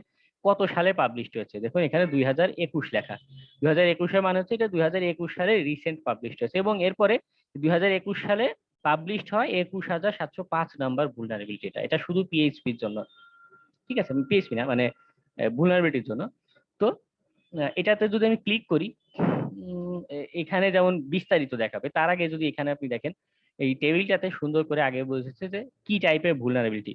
এটার নাম্বারে তো এটার ভুলনারেবিলিটি টাইপ হচ্ছে ডস ওভারফ্লো, ডস অ্যাটাক দেওয়া সম্ভব। এটা কত তারিখে পাবলিশড হয়েছে, এটার স্কোর কত, ঠিক আছে। আপনি দেখুন ওই রিস্ক রেটিংটা আমরা বুঝে আসার আগে এখন স্কোর দেখলে এক দেখায় আমি বুঝে ফেলতে পারছি যে না এটা কেমন ভুলনারেবল হতে, মানে কেমন ক্ষতিকর হতে পারে, ঠিক আছে। এটা কি অ্যাক্সেস পর্যন্ত পাওয়া যায় না, এটাতে অ্যাক্সেস পাওয়া যায় না। এখানে এই ভুলনারেবিলিটিটার কথা হচ্ছে, এটার অ্যাক্সেস কি রিমোট অ্যাক্সেস পাওয়া যেতে পারে, এটা কমপ্লেক্সিটি মিডিয়াম, এটা কোনো অথেন্টিকেশন লাগে না। আর কিছু লাগে কি না, এখানে কিছু লাগে না। এটা হচ্ছে ওভারঅল আইডিয়া। এবার যদি আমি এটাতে ক্লিক করি, এখানে আমাকে বিস্তারিতটা শো করবে যে এইটা ভুলনারেবিলিটিটা কি। এটা রেফারেন্স আকারে এখানে কতগুলো ব্লগ পোস্ট, অনেক সময় অনেকে ভিডিও বা পুরো প্রসিডিউরটাই লিখে থাকে যে এই ভুলনারেবিলিটিটা আপনি কিভাবে খুঁজে বের করতে পারেন। তো দেখুন এখানে এটা আরো বিস্তারিত করে লেখা আছে। আপনি চাইলে না, আরেকটা বিষয় বুঝে আসা দরকার, সেটা হচ্ছে কি এই যে সার্চ বাটন যেটা আছে এইখানে আপনাকে যে কাজটা করা উচিত, মনে করুন এই যে আমরা এনম্যাপ স্ক্যান দিয়ে কোথাও কোনো, বারবার বলছি যে ভার্সন রিলেটেড তথ্যটা কাজে লাগবে কেন, কোথাও আমি পেলাম যে সে পিএইচপি 5.2 ব্যবহার করছে, এই দেখুন একটা এখানে দেখাচ্ছে 5.2.9, এটা সার্চ দিলেই এইটার নিরাপত্তা দুর্বলতা গুলো বা ভুলনারেবিলিটি গুলো আমাকে শো করবে। কখনো কখনো এক্সাক্ট ভার্সন নাম্বার দিয়ে মিলবে না, আমি এটা দিলে 2.17 এটার জন্য দেখাচ্ছে না, 2.6, এটার কি কি নিরাপত্তা দুর্বলতা আছে সেটা একটা ওভারঅল আইডিয়া উপরে শো করছে। তো বিষয়টা এমন যে যখনই আপনি কোনো ভার্সন রিলেটেড তথ্য পাবেন, আগে এটার এসে এরকম সিভি সাইট যেটা আছে এখানে এসে একটা সার্চ দিবেন, দিলে কি হচ্ছে মানে আপনার আগেই এক্সপ্লয়েট করার দরকার নেই, আগেই আপনি হ্যাক করে সিস্টেম অ্যাক্সেস নিয়ে নেবেন সেটার প্রয়োজন নেই। কারণ আমি ক্লাসের শুরুতেই দেখিয়ে এনেছি যে আপনাকে অনেক সময় কাজ দেওয়া হবে যে শুধুই আপনি এটার একটা অ্যানালাইসিস করে দেন, আপনার পুরোপুরি অ্যাক্সেস নিয়ে তাদের দেখানোর কোনো প্রয়োজন নেই। তো এরকম অ্যানালাইসিস করতে গেলে আপনি সিভি কোনো যদি পান যে অলরেডি এটার একটা নিরাপত্তা দুর্বলতা প্রকাশ করা হয়েছে বা পাবলিকলি অ্যাভেলেবল আছে, সেটা আপনি আপনার রিপোর্টে উল্লেখ করতে পারেন, ঠিক আছে। এই সাইটটার কাজ হচ্ছে মূলত সিভি ডিটেইলসটা বর্ণনা করা। আমি যদি সিভি খুঁজতে চাই তখন আমি আরেকটা সাইট আছে cv.meter.org,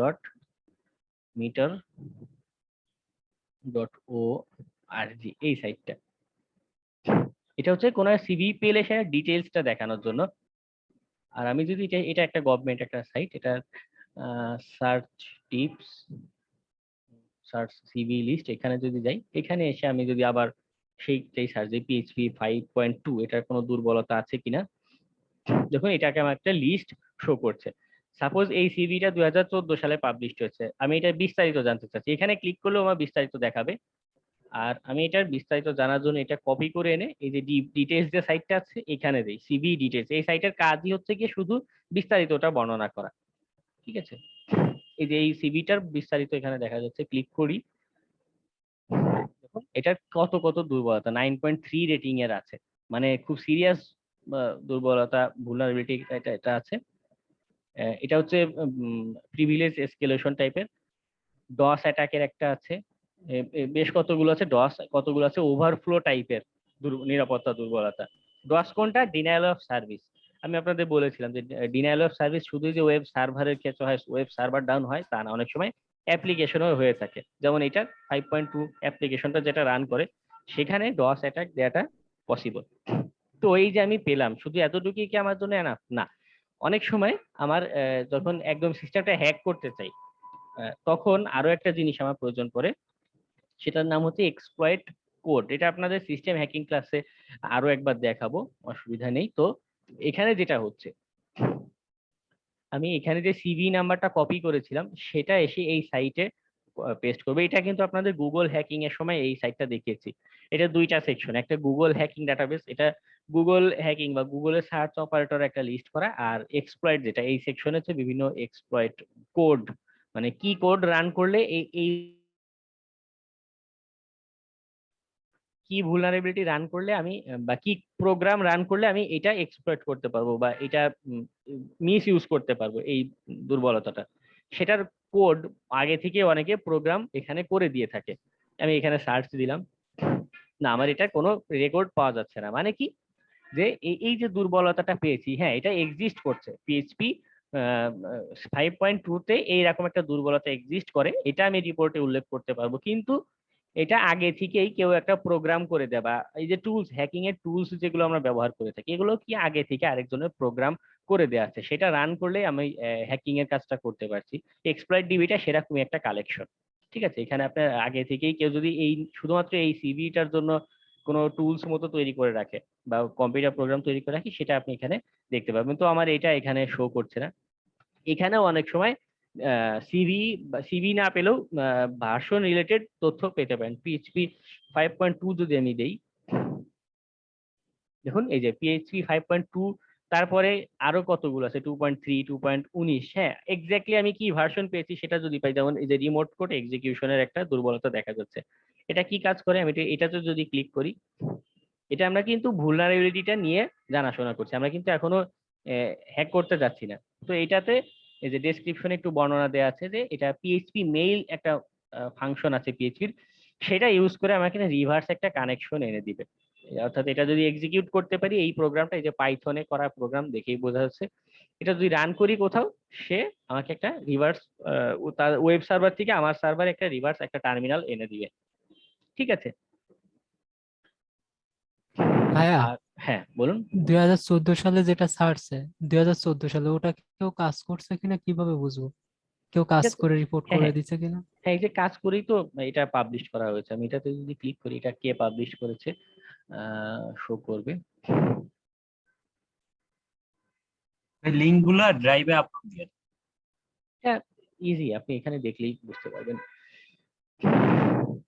এটা তারা কাজ করে সিভিটা মানে প্রমাণ সহকারে যে রেফারেন্স যেটা আছে, এইসব রেফারেন্সে সিকিউরিটি ফোকাসে যদি যাই, এখানে তারা পুরো বিস্তারিত সেকশনটা বর্ণনা করেছে যে অ্যাকচুয়ালি সে কিভাবে ভুলনারেবিলিটিটা পেয়েছিল। হ্যাঁ, এটা এটা একটা বোঝার একটা টেকনিক।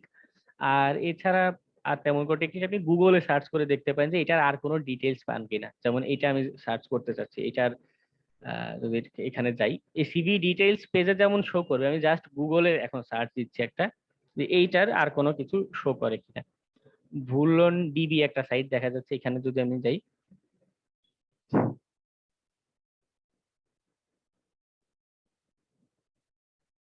এটা কেমন কাজ করেছে, এটার এক্সপ্লয়েট তেমন প্রাইস নেই।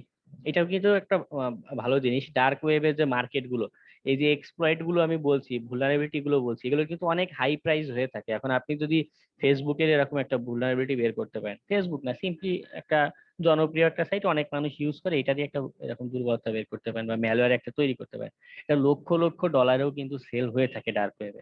ঠিক আছে, কয়েক লক্ষ ডলার পর্যন্ত হয়ে থাকে। এই যে কেভিন মিটনিকের নাম আপনারা অনেকে শুনেছেন, অনেক বড় একজন হ্যাকার ছিল। তার প্রতিষ্ঠানের উল্লেখযোগ্য একটা কাজ হচ্ছে কি, তারা এইরকম এক্সপ্লয়েট যেটা আছে, কিন্তু এক্সপ্লয়েটটা এখানে একটা তৈরি করে আপনারা দেখতে পাচ্ছেন, এটা তো আমাদের সারফেস ওয়েবে, এর চেয়ে বড় জিনিস বিক্রি হয় ডার্ক ওয়েবে। তো সেই ডার্ক ওয়েবে বিক্রির জন্য ব্রোকারি বা দালালি যেটা বলে বাংলায়, সোজা বাংলায়, এই কাজটা তাকে মিটনিক কর্পোরেশন যেটা আছে, না মিটনিক সিকিউরিটিজ যেটা আছে, তারা করে থাকে। তাদের কাজই হচ্ছে এরকম।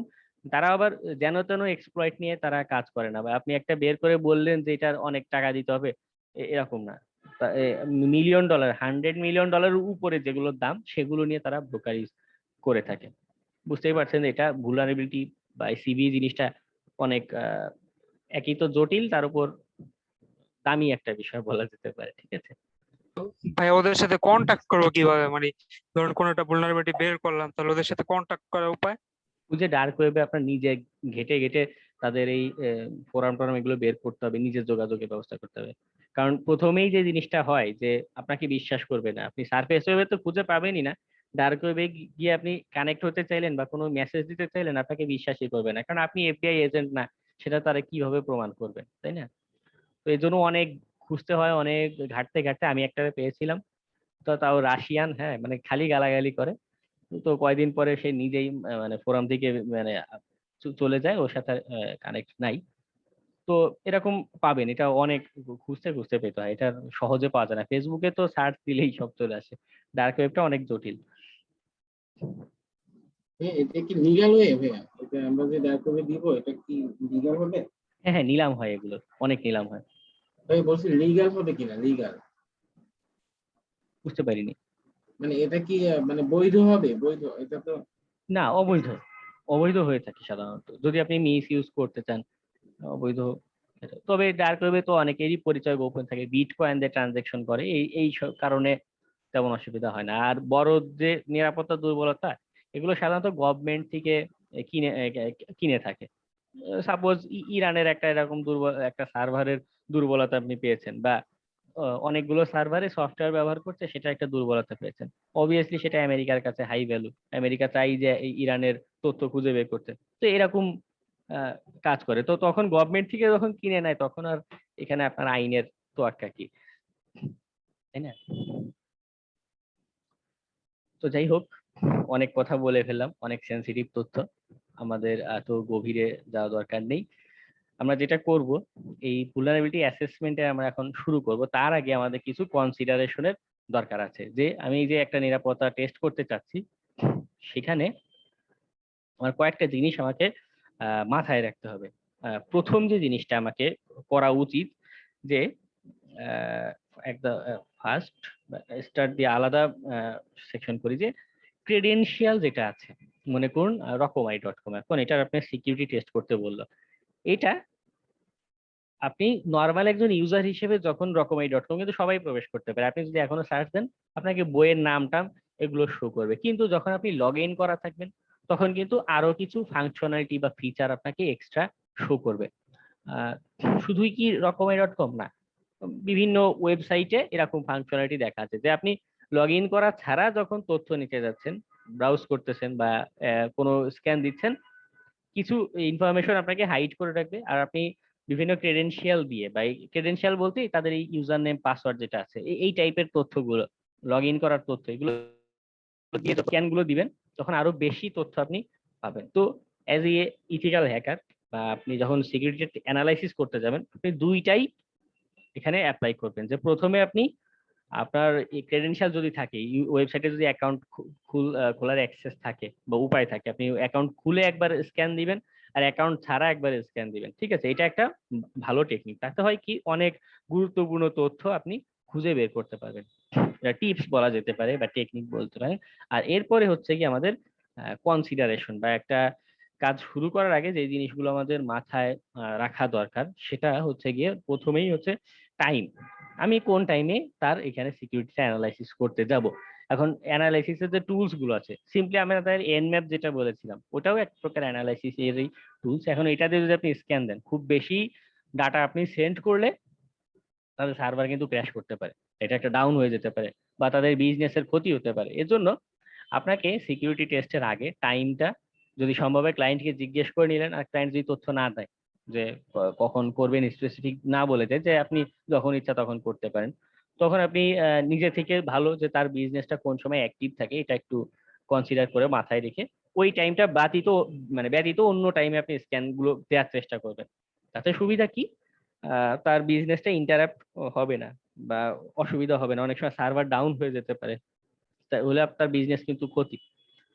এরপরে আপনি কি কি প্রোটোকল ইউজ করছেন, সেটাও আপনার মাথায় রাখতে হবে। এখন আপনি তার এসএনএমপি প্রোটোকলে স্ক্যান দিচ্ছেন বা এটার তথ্য বুঝতে চাচ্ছেন, আমরা বলছিলাম এসএনএমপি কি করে, নেটওয়ার্কের ডিভাইস যেগুলো আছে এগুলোর বিভিন্ন তথ্য সংগ্রহে রাখে। এখন আপনি ওই প্রোটোকলে স্ক্যান দিলেন, এসএনএমপি এজেন্ট যেটা আছে ওটা ডাউন হয়ে গেল, তার কিন্তু তার বিজনেসে কিন্তু অনেক ক্ষতি। তো এরকম বিভিন্ন জিনিস আমাদের মাথায় রাখতে হবে, যে কি কি প্রোটোকল আমি স্ক্যান দিচ্ছি, কি টাইপের স্ক্যান দিচ্ছি। আমরা সিন স্ক্যান, ইউডিপি স্ক্যান গুলো দেখেছি, এটা আমাদের কনসিডারেশনে রাখতে হবে। এরপরে তার নেটওয়ার্ক টপোলজিটা কেমন। আমি আপনাদের নেটওয়ার্ক ক্লাসে টপোলজি নিয়ে আলোচনা করেছি, যে হতে পারে আপনাকে সিম্পলি একটা আইপি অ্যাড্রেস বা কতগুলো আইপি অ্যাড্রেস দিয়েছে, ভালো কথা, কিন্তু তার নেটওয়ার্ক টপোলজিটা মনে করুন ও হাইব্রিড একটা নেটওয়ার্ক, যে আপনাকে স্ক্যান করতে দিয়েছে তার স্টার নেটওয়ার্ক যেটা ছিল, স্টার টপোলজির একটা সেকশন স্ক্যান করতে দিয়েছে, কিন্তু আপনার অটোমেটিক টুলস কি করেছে, তার ইন্টারনাল নেটওয়ার্ক যেটা আছে বা হাইব্রিড নেটওয়ার্কের দুইটা সেকশন চিন্তা করুন। আপনার এ সেকশন যেটা ওটা স্ক্যান করতে দিয়েছে, বি নাম্বার সেকশনটা আপনার আউট অফ স্কোপ, কিন্তু আপনি যদি এটা না বুঝে স্ক্যান দিয়ে ফেলেন এ টু জেড সব, তখন তার ইন্টারনাল নেটওয়ার্কে কিন্তু একটা প্রেসার পড়তে পারে, এবং অনেক সময় এই ক্ষতিগুলোর কারণে বা এই ভুলভাল স্ক্যান দেওয়ার কারণে আপনার আউট অফ স্কোপ স্ক্যান দেওয়ার কারণে অনেক সময় আপনার আইনি জটিলতাতেও পড়তে পারেন, টাকা পয়সা তো পাবেন না, উল্টে জরিমানা দিয়ে আসতে হবে। ঠিক আছে, এর জন্য নেটওয়ার্ক টপোলজিটা যে তার ইন্টারনাল নেটওয়ার্কটা কেমন সেটার একটা আইডিয়া আপনাকে করে নিতে হবে, বা যদি সম্ভব হয় তাকেই জিজ্ঞাসা করে নিতে পারেন, নেটওয়ার্ক অ্যাডমিনিস্ট্রেটর যাতে, তাকে জিজ্ঞাসা করতে পারেন। এরপরে ব্যান্ডউইডথ লিমিট যেটা আছে এটাও আমাদের কনসিডারেশনে রাখতে হবে। যে আমি আপনাদের বলেছিলাম যে ম্যাস স্ক্যান টুলস যেটা আছে এটা পুরো ইন্টারনেটকে 5 মিনিটে স্ক্যান করে ফেলতে পারে। বুঝতে পারছেন যে কি হিউজ পরিমাণ ডাটা সে একসাথে সেন্ড করতে পারে, নেটওয়ার্ক প্যাকেট। এখন আপনি এরকম হিউজ পরিমাণ, এটাও যদি আপনার একটা লিমিটেশন মাথায় রাখতে হবে যে যেই নেটওয়ার্কে বা যেই সার্ভারে স্ক্যান দিচ্ছেন সেটা যদি নিতে না পারে, বা সেখানে যদি লিমিটেশন থাকে যে একসাথে 100টার বেশি সে কানেকশন নিতে পারে না, আপনি একাই 1000 কানেকশন রিকোয়েস্ট পাঠাচ্ছেন, তাতে আপনি স্ক্যান দিবেন কি আগেই 10 অ্যাটাক হয়ে ভাই যাচ্ছে। সাউন্ড বুঝা যাচ্ছে না। সবার কি এমনই সমস্যা হচ্ছে সাউন্ডে? না ক্লিয়ার তো। পর আর কি আর শোনা না ভাই ক্লিয়ার। ঠিক আছে। তো যেটা বলছিলাম যে ব্যান্ডউইডথটাও আপনার কনসিডারেশনে রাখতে হবে, যে আপনি অ্যাকচুয়ালি কি পরিমাণ ডাটা আপনি সেন্ড করতে পারবেন, এটা ক্লায়েন্টকে জিজ্ঞাসা করে নেবেন, উনি না বললে নিজে থেকে জিজ্ঞাসা করে নেবেন। ঠিক আছে, কারণ এগুলো অনেক সেন্সিটিভ ইস্যু, অনেক অনেক ক্লায়েন্ট আছে বুঝে না। ঠিক আছে, আপনাকে স্ক্যানে কাজ দিবে কিন্তু এই জিনিসগুলো বুঝবে না। আর এরপরে যেটা ওল্ড যে কম্পিউটার গুলো দেখা যায় অনেক সময় এগুলো কি করে, আপনি নর্মাল স্ক্যানই দিচ্ছেন কিন্তু এটাতে সাপোর্ট করতে পারছে না। 2 জিবি র্যামের একটা কম্পিউটার মনে করুন কোথাও রান করছে, সে সাপোজ এরকম একটা রান করছে, আপনি সেটাতে যদি একটা স্ক্যান দেন, ও তো নর্মাল আপনি এন ম্যাপে একদম নর্মাল স্পিডের স্ক্যান দিয়েছেন, অল্প অল্প প্যাকেট সেন্ড করা, সেটা দিলেও কি হতে পারে, তার সিস্টেমটা ডাউন হয়ে যেতে পারে। এজন্য এটা তথ্য আপনাকে আগে কনসিডার করে তথ্যটা নিতে হবে যে ভাই আপনার ওখানে ওল্ড কোনো সিস্টেম টিস্টেম এই জাতীয় কিছু আছে কিনা, যদি থাকে আমি স্ক্যান দিলে কিন্তু ওটা ডাউন হয়ে যেতে পারে। ঠিক আছে, এই বিষয়গুলো আমাদের আগে কনসিডার করে নিতে হবে। অনেকেই এইগুলো ফোকাস না করেই কাজ পেয়েছি কাজ শুরু করে দিয়ে এই কাজগুলো করে থাকে। সবসময় যে সমস্যা হয় তা কিন্তু না, কিন্তু কখনো কখনো হতে পারে। আর একজন প্রফেশনাল ইথিক্যাল হ্যাকার হিসেবে আমাদের প্রফেশনাল মাইন্ডসেটটাই কি রাখতে হবে। তো আমরা অনেক অনেক কনসেপ্ট দেখলাম, অনেক কিছু জানলাম। আমি এখন আমাদের কালি লিনাক্সটা রান করে ফেলি, এটা দিয়ে আমরা এখন স্ক্যানিং এর কনসেপ্ট গুলো দেখবো। ঠিক আছে ভাইয়া, হ্যাঁ বল। আপনি না বলছিলেন না আমাদের ল্যাব কিভাবে তৈরি করতে দেখাবেন আগে ফার্স্টে? হুম হুম, ওটা আপনার ল্যাব ক্লাসে গেলে, এখন এখন না। ওকে ভাই। আবার কালি লিনাক্সটা রান হচ্ছে। আরেকটা বিষয়, আমি আপনাদের একটা টুলস দেখাবো নেসাস নাম করে। তো আপনাদের যাদের এসএসডি ড্রাইভ আছে তাদের তো ভালো, যাদের এইচডিডি ড্রাইভে সেট আপ দেয়া বা এটা ইউজ করেন তাদের কিন্তু একটু সমস্যায় পড়তে হবে, কারণ অনেক ভারী সফটওয়্যার তো এই অ্যানালাইসিসের, এটা একটা ইস্যু। আর আরেকটা বিষয়, অনেক ইনস্ট্রাক্টরকে দেখেছি এরা কি করে, এই অটোমেটিক টুলস এর খালি এগুলো অটোমেটিক টুলস গুলো দেখায় দেখায় দেখায় স্টুডেন্টদের মাথা মুথা নষ্ট করে দেয়। আসলে যেটা হয়, আপনি একটা সিম্পলি চিন্তা করুন, এই যে আপনি মনে করেন একটা বিজনেসম্যান, খুব বড় একটা প্রতিষ্ঠান আপনার আছে, এখন আপনি আপনার কাজের সুবিধার জন্য একটা অ্যাসিস্ট্যান্ট রাখতে পারেন, সেটা ভালো। একটা অ্যাসিস্ট্যান্ট কি করবে, আপনার ফাইলগুলো অর্গানাইজ করে দিল, আপনার আজকে কোথায় কোথায় মিটিং আছে সেটা ঠিক সময় মতো আপনাকে মনে করায় দিল। হ্যাঁ, এই যে ছোটখাটো টুকটাকে হেল্প করা, এই কাজগুলো করতে পারে, এটা ঠিক আছে, এটা আমার বসের জন্য কি উপকারী। এখন প্রতিষ্ঠানের বস হিসেবে আপনি যদি অবস্থা এমন হয় যে ওই অ্যাসিস্ট্যান্টের বুদ্ধিতে আপনি চলা শুরু করছেন, আপনি বিজনেসে কি সিদ্ধান্ত নিবেন, এই মাসে কাকে নতুন জব দিবেন, কাকে ছাঁটাই করবেন, এই যে গুরুত্বপূর্ণ তথ্য সিদ্ধান্তগুলো, এটা যদি আপনি অ্যাসিস্ট্যান্টের উপর নির্ভর হয়ে যান, তখন বিজনেস আপনার কি চালাচ্ছে, আপনি না অ্যাসিস্ট্যান্ট? অবভিয়াসলি আপনার অ্যাসিস্ট্যান্ট চালাচ্ছে, এবং তাতে কি হচ্ছে, আপনার বিজনেসটা ডাউন হয়ে যাওয়ার সম্ভাবনা বেশি, কারণ আপনার যে মাইন্ডসেট, আপনি অভিজ্ঞতা মাইন্ডসেট সবই আছে, কিন্তু সেটা আপনি ইউজ না করে অ্যাসিস্ট্যান্টে পরনির্ভর একটা জীবন আপনি পার করছেন। সেম জিনিসটা, সেম কনসেপ্টটা আমাদের এই হ্যাকিং এর টুলস গুলোর উপর প্রযোজ্য।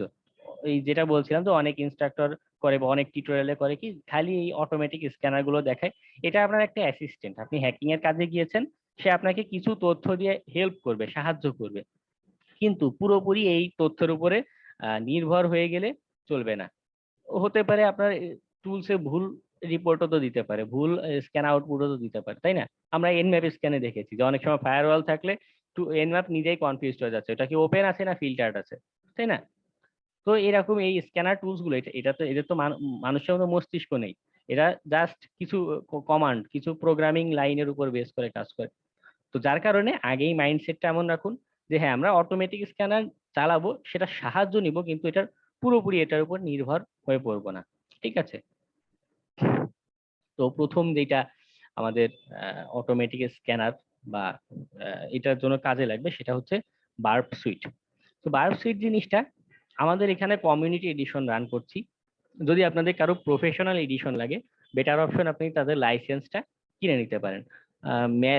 অনেকেই আছে কি করে ক্র্যাক ভার্সনটা সাপ্লাই দেয়, ক্র্যাক ভার্সন ইউজ করে। তবে ওই আপনাদের ম্যালওয়্যার ক্লাসে বলেছিলাম যে এই ক্র্যাক জাতীয় জিনিসগুলো অধিকাংশ ক্ষেত্রেই আমরা নিজেরাও কিন্তু যে এমএসএফ পিসি দিয়ে পেলোড তৈরি করা দেখেছি, ওই পেলোডই আপনাকে একটা সেন্ড করে দিল বার্ব সুইট ক্র্যাকের নাম করে, তাই না? যদি এরকম করে আপনি কিন্তু বুঝতে পারবেন না বা ধরতে পারবেন না।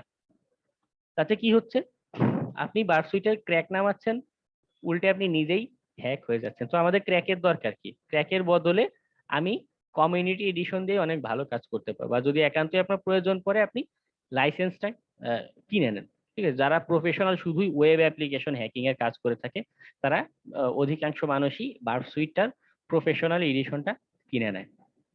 আর প্রফেশনাল যদি নাও কেনেন অসুবিধা নেই, ওয়েব স্ক্যান দেওয়ার আরেকটা অল্টারনেটিভ টুলস আমি আপনাদেরকে দেখিয়ে দেবো, কোনো টেনশন নেই, এখনই দেখিয়ে দিচ্ছি। তো বার্ব সুইট জিনিসটা কি, এটা কিভাবে কাজ করে সেটা আমি একটু এক্সাম্পল একটা রেখেছি। যে অনেক সময় হয় কি, আমরা বার্ব সুইটের দুইটা ফাংশনালিটি আছে। একটা তো অটোমেটিক স্ক্যানার, আপনি যেই সাইট ব্রাউজ করছেন সে আপনি দুই বলে দিতে পারেন যে আপনি স্ক্যান অ্যাক্টিভ স্ক্যান করবেন না প্যাসিভ স্ক্যান করবেন, সে ওই অনুসারে আপনার স্ক্যান করতে থাকবে, কোনো নিরাপত্তা দুর্বলতা থাকলে সেটা বলবে। এবং এটার আরেকটা সুবিধা হচ্ছে, বা মূল সুবিধাটাই আসলে শুরু হয়েছিল এই প্রক্সি জিনিসটা দিয়ে। প্রক্সি জিনিসটা কি, অনেক সময় হয় কি আপনার যে ব্রাউজার আছে, যেমন আমাদের ক্রোম ব্রাউজার যেটা বর্তমানে, এটা কিন্তু মনে করুন একটা ওয়েব দুর্বলতা আছে, সেটা নাম হচ্ছে এক্সএসএস ইনজেকশন, এটা কিন্তু ব্লক করে দেয়। এখন আপনি ক্লায়েন্ট, এই যে আমার সার্ভার, আমি বুঝতেছি বা আমি ট্রাই করতে চাচ্ছি যে ওখানে কোনো এরকম দুর্বলতা আছে কিনা, কিন্তু আমার ব্রাউজারই এখানে ব্লক করে দিচ্ছে, তার সার্ভারে কিছু করুক আর না করুক। ঠিক আছে? এই একটা ইস্যু দেখা যেতে পারে। আবার অনেক সময় হয় কি, এই যে আমার ব্রাউজারে যে অংশটা দেখতে পাই, একটা ওয়েবসাইটে গিয়েছি youtube.com, এটা শুধু ডিজাইনটা কিন্তু আমরা দেখতে পাই যারা HTML CSS করেছেন। আমরা ওয়েবসাইটে কি দেখি, ওই HTML CSS টুকুই দেখি, কিন্তু পিছনে কি কাজগুলো হচ্ছে এগুলো কিন্তু আমরা দেখতে পাই না বা দেখি না। ঠিক আছে? নর্মালি দেখা যায় না। এটার জন্য কি করা হয়, এই যে বার্ব সুইট নামে যে টুলসটা দেখতে পাচ্ছেন, এটা ইউজ করা হয়। ও কি করে, ও আসলে এরকম একটা মাঝখানে বসার মতো একটা আর্কিটেকচার তৈরি হয়ে যায়। আপনি তথ্যটা সেন্ড করছেন, এটা আগে বার্ব সুইটে যাবে, এরপর আপনি চাইলে এখানে মডিফাই করেন, কোনো তথ্য পরিবর্তন করেন, আপনার ব্রাউজার কিন্তু ব্লক করতে পারছে না। বা ওই দিক দিয়ে আপনি দেখতেও পাচ্ছেন যে কি হচ্ছে, সার্ভার থেকে কি রেসপন্স আসছে। হ্যাঁ, ও মাঝখানে বসে একটা থার্ড পার্টির মতো তথ্য যেটা যাচ্ছে ওর মাঝখান দিয়ে যেতে হবে, যেটা আসতেছে সার্ভার থেকে রেসপন্স ওর কাছ দিয়েই ঘুরে আসবে। ঠিক আছে? আমি আপাতত এটার বেসিক কনফিগারেশনটা আমি আপনাদের দেখিয়ে দিই। আর আপনাদের এটা যেহেতু ওয়েবসাইট রিলেটেড, এটা আপনাদের ওয়েব সেকশনে এটা নিয়ে আমরা কাজ করব বা ওখানে আলোচনা করব। ঠিক আছে? আপাতত টুলসটার সাথে পরিচয় করাটা মুখ্য। তো যেটা করতে হবে, বার্ব সুইটটা কনফিগার কিভাবে করবেন, এই প্রক্সি সেটিংসে গিয়ে আপনি চাইলে এখানে এই বার্ব সুইটের সাথেই এখন বর্তমান যে আপডেট ভার্সন আছে এটা ব্রাউজার দিয়ে দেয়, আপনি চাইলে এই ব্রাউজারটা ওপেন দিতে পারেন। এটা ভালো অপশন, যদি আপনার কোথাও কোনো সেটিংস করা ছাড়াই আপনি এটা ইউজ করতে পারবেন। সাপোজ আমি যেতে চাচ্ছি bbc.com, এই সাইটটাতে যেতে চাচ্ছি, আমি এটাতে রিকোয়েস্ট দিলাম। দেখুন আমার কিন্তু bbc.com এ যায় নাই, এই রিকোয়েস্টটা আমার এখানে চলে এসেছে। দেখুন ব্যাকগ্রাউন্ডে কি কি কাজ হচ্ছে, কি কি তথ্য যাচ্ছে, আমার ব্রাউজারের তথ্যটা এখানে যাচ্ছে, আমি কি ফেচ করতে যাচ্ছে, হ্যাঁ এরকম তথ্যগুলো যাচ্ছে। আমি ফরওয়ার্ডে ক্লিক করলে ওই আমার কাছ থেকে ডাটা প্যাকেটটা সেন্ড হলো, এখানে অনেকগুলো ডাটা প্যাকেট যাচ্ছে দেখুন। এরপরে আমার এই যে রেসপন্সটা এখানে আসা শুরু করেছে, দেখেছেন? আগে আমার ব্রাউজ এখানে গিয়েছে, দেন এখান থেকে এই যে দেখুন এবার আমার রেসপন্স আসা শুরু হয়েছে। তো আমরা যদি ড্যাশবোর্ডে যাই, এখানে দেখুন এটা প্রো ভার্সন যেটা, ওটাতে আপনার এই সুবিধাটা দিবে যে এখানে সে অটোমেটিক্যালি বিভিন্ন নিরাপত্তা দুর্বলতা খুঁজে বের করবে। আপনি চাইলে যাতে স্ক্যান দিতে পারেন, রাইট বাটন ক্লিক করে বা মনে করুন যে টার্গেট সেকশনটা, এখানে গিয়ে রাইট বাটন ক্লিক করলে অ্যাড টু স্কোপ দিতে পারেন। এই যে স্ক্যানটা আমার এখানে খোলা হয়ে আছে কারণ আমারটা ফ্রি এডিশন। স্ক্যান দিলে সে নিজেই বিভিন্ন ওই যে সিকিউরিটি অ্যাসেসমেন্ট যেটা বললাম সে করতে থাকবে।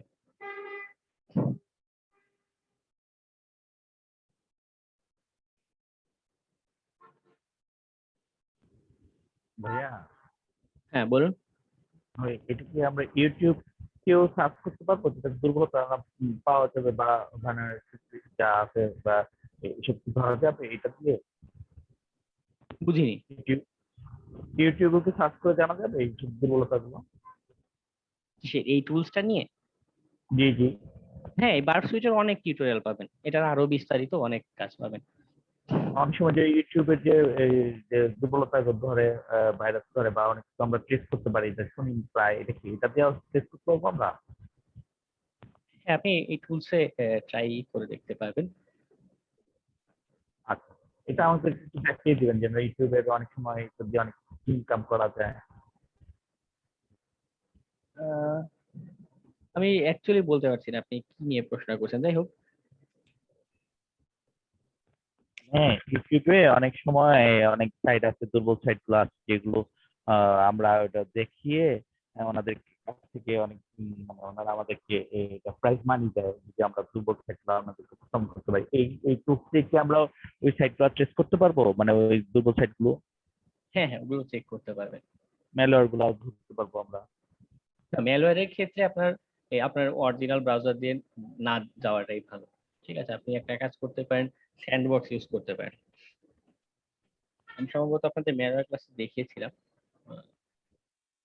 যদি আপনাকে কেউ ফিশিং লিংকও পাঠিয়ে থাকে, আপনার জন্য বেটার অপশন এই ব্রাউজার স্যান্ডবক্স। এটা হচ্ছে গিয়ে তাদের ক্লাউডে, মানে এই যে ওয়েব সার্ভার browserlink.com, সেখানে আপনাকে একটা ব্রাউজার দিবে, ওয়েব ব্রাউজার, সেটা দিয়ে আপনি লিংকে প্রবেশ করতে পারবেন। ঠিক আছে, কোনো যদি ম্যালওয়্যার জাতীয় কিছু হয়ে থাকে বা ফিশিং জাতীয় হয়ে থাকে, আপনি এখানে এসে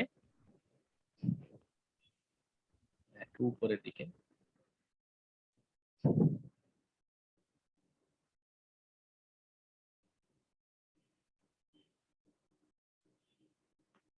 দেখানোর কথা, এই যে এখানে এসে আপনি লিংকটা খালি পেস্ট করবেন, কি অপারেটিং সিস্টেম ব্যবহার করতে চাচ্ছেন সেটা দিবেন, ব্রাউজারের নাম দিবেন, এটা আপনার নিজের ইচ্ছা মতো একটা দিয়ে রান করলেই আপনি ওই লিংক গুলো এখানে চেক করতে পারবেন। ঠিক আছে, আর আপনি সম্ভবত এই জাতীয় কিছু বলছিলেন। জি তো জি। তাই, হ্যাঁ যাই হোক, আমরা আমাদের আবার আলোচনায় ফেরত আসি। তো বার্ব সুইটের এই একটা সুবিধা আছে, যে এটা একটা মার্কেট প্লেস মতো আছে। আমার এখানে শো করবে না, আমার তো ফ্রি ভার্সন। তো এটা অটোমেটিক্যালি বিভিন্ন রকম নিরাপত্তা দুর্বলতা করে, এই যে দেখুন সে নিজেই একটা অ্যানালাইসিস রিপোর্ট মতো এখানে দিয়ে দিচ্ছে, কি কি রেমেডিয়েশন করতে পারেন এগুলো দিয়েছে। এটা একটা খুব ভালো হেল্পিং হ্যান্ড হিসেবে বার্ব সুইটের প্রো এডিশনটা কাজ করে থাকে। তবে বেটার, এবং আমারও সাজেশন যে ক্র্যাক ভার্সন ব্যবহার না করে পারলে এটার প্রো এডিশন যেটা আছে সেটা কিনে ব্যবহার করুন। ঠিক আছে, আমি এটা কেটে দিই। প্রাইসটা কিরকম পড়ে ভাইয়া? $400 পার ইয়ারে। তো আপাতত $400 খরচ করার দরকার নেই, আপনারা যেহেতু বিগিনার স্টেজে, এখনই তো সবার আর্নিং এরকম না। ঠিক আছে, আপাতত আমরা ফ্রি এডিশন দিয়েই কাজ করতে পারবো। তো এরপরে যেটা লাগবে বা বেটার অপশন বললাম, আহ, সেটার নাম হচ্ছে জ্যাপ, জ্যাপ প্রক্সি। এটা বার্ব সুইটের, এটা বার্ব সুইটের যে জ্যাপ, এখানে সার্চ দিলেই চলে আসতেছে, বার্ব সুইটের একটা অল্টারনেটিভ আকারেই তৈরি করা, এবং এটা সম্পূর্ণ ফ্রি। ঠিক আছে, এখানে টাকা পয়সার কিছু লাগে না।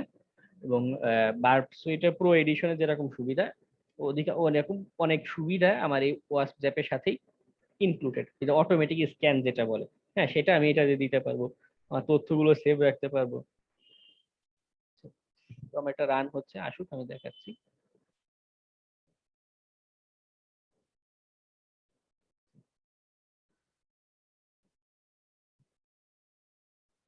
ভাইয়া এর মধ্যে একটা প্রশ্ন করি। বলুন। আমি জানতে চাচ্ছিলাম যে আমাদেরকে এরকম একটা শীট দেন, যে শীটটা হলো কি বিভিন্ন যেমন নেটওয়ার্কিং স্ক্যানিং, আমাদের ওয়েবসাইট স্ক্যানিং, এদের জন্য যে টুলস গুলা ব্যবহার করা হয় এক এক সাইটের জন্য এক একটা, এরকম কোন শীট আছে যে এটা হ্যাঁ, হ্যাঁ। চার্ট করা থাকবে, আমরা এই চার্ট গুলো দিয়ে এটা করবো, এই চার্ট গুলো দিয়ে এগুলো করবো, শীট হ্যাঁ, হ্যাঁ, আছে আছে। স্যার? হ্যাঁ, আমি তৈরি করে আমাদের কিছু দিয়ে ওটা আমি তাহলে আমরা ভেবেছি। খুঁজে পাবো না, যে বিগত বিগত হ্যাঁ, হ্যাঁ। যতগুলো টুলস দেখিয়েছেন হুম, এগুলো না মানে একটার সাথে একটা মিলে যায়, তো ধরতে পারি না, যার আচ্ছা, কারণে আচ্ছা, ওইটার সাথে যদি সামনে ফ্রন্টে থাকে তা আমি এটা দিয়ে এটা দিয়ে এটা করতে পারবো, এটা আমাদেরকে দিয়ে। আচ্ছা, আচ্ছা, আমি ওটা কারণ আপনাদের সামনে ড্রাইভে না আপলোড। থাকলে তো আমাদের জন্য একদম মরুভূমি, কারণ আমরা তো হ্যাঁ, হ্যাঁ। টেস্ট করতে পারবো না। ওটা আমি আগের ব্যাচে যেটা করেছি কোর্সের শেষের দিকে গিয়ে ওটা দিয়েছি। ঠিক আছে, এটা আপনি যেহেতু এখন চাচ্ছেন আমি এখনই দিব, অসুবিধা নেই। তো এখানে আপনার প্রথম না, গত ব্যাচে আমাদের এখানে ওই ইলেকট্রিক ছিল না, যে আজকে রাত্রে আসছে, যেটা আমি গত ক্লাসেও জয়েন করতে পারি নাই, ক্লাসও দেখতে পারি। হ্যাঁ, হ্যাঁ। আচ্ছা, ঠিক আছে। ধন্যবাদ। তো এটা এখানে প্রথমে যেটা যাচ্ছে আপনার কোনো একটা পোর্ট সে ডেডিকেটেডলি চাচ্ছে, যেহেতু পোর্ট 8080 যেটা ওটা বার্ব সুইট ইউজ করে থাকে। ঠিক আছে, এটা এখানে দিলেই ইরর করবে, তো 8081 ডিফল্ট যেটা আছে এটা দিলেই এনাফ। আর এখানে আপনাকে প্রথম যেটা জানতে চাচ্ছে, এই যে আপনি স্ক্যানিং এর কাজগুলো করছেন, সাপোজ এরকম একটা ওয়েবসাইটের অনেকগুলো সাবডোমেইন থাকতে পারে, এরকম অনেক তথ্য থাকতে পারে, এগুলো আপনি কি করবেন, কোথায় রাখবেন? তো এখানেই চাইলে আপনি ওয়াটসঅ্যাপ সফটওয়্যারটা ইউজ করে এগুলো সেভ করে রাখতে পারেন। যদি চান আপনি এখানে ইএস দিতে পারেন। যেহেতু আমি আপাতত চাচ্ছি না, আমি একটু নো করে দিই। এটা আমরা আরো দেখবো, এটা নিয়ে আলোচনা। তবে এটা কিভাবে করতে হয়, যে অটোমেটেড স্ক্যান আমার এখানে অপশন দেয়াই আছে। আপনি জাস্ট এখানে ইউআরএলটা দিবেন, কোন ইউআরএল এ আপনি স্ক্যান বা সিকিউরিটিটা টেস্ট করতে চান, জাস্ট ওটা দিলেই, দিয়ে আপনি মনে করুন আমি xyz.com একটা নাম দিই। ও আরেকটা বিষয়, এটা আমি ক্লোজ করে দিই, আমি বলছি ওটা কি জিনিস আসলো। xyz.com এটা দিয়ে যে অ্যাটাক বাটনে ক্লিক করলে আমার এখানে এটা ভ্যালিড না, bbc.com, দেখুন আমার এটা bbc.com এ স্ক্যান করা শুরু করবে। তো এই যে নিচের এটা চাইলে আপনি টেনে বড়ও করতে পারবেন।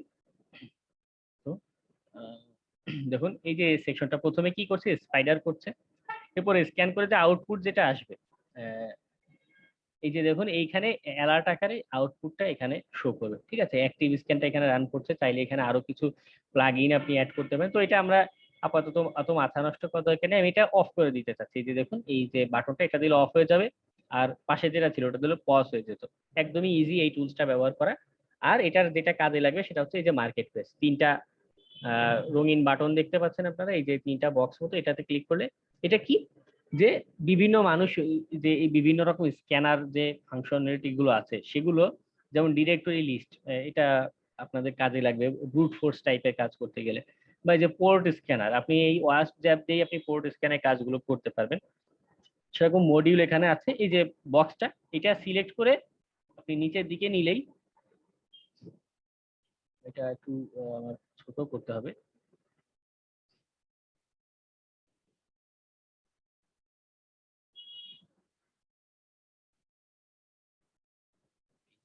এই যে এখানে এটা দিয়ে আপনি যে ইনস্টল সিলেক্টেড এই যে বাটনটা, এটা দিলে এটা ইনস্টল হয়ে যাবে।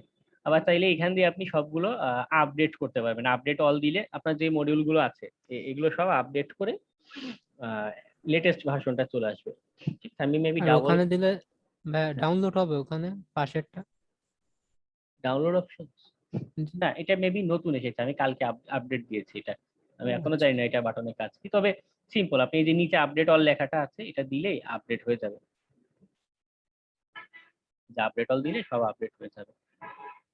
তো এটা আপাতত এতটুকুই থাকুক, আমাদের অটোমেটিক স্ক্যানিং এর কাজগুলো এটা দিয়েই হয়ে যাবে আমাদের। বার প্রো যদি আমি না ক্র্যাক ভার্সন নাও ব্যবহার করি, এই এটা দিয়ে আমার কাজ চলবে। এটা অফ করে দিই। আর এরপরে যেটা আরেকটা টুলস, সেটা হচ্ছে গিয়ে আমাদের ওয়ার্ডপ্রেস যে সাইট গুলো আছে সেটা অটোমেটিক স্ক্যান করে তথ্য বের করার সেই টুলসটা। আপনাদের কারো ওয়ার্ডপ্রেস সাইট আছে নিজস্ব? থাকলে দিতে পারেন। হ্যাঁ, চ্যাটে একজন দেন, আমি তাহলে সেটা স্ক্যান দিই, তাহলে দেখতে সুবিধা হবে।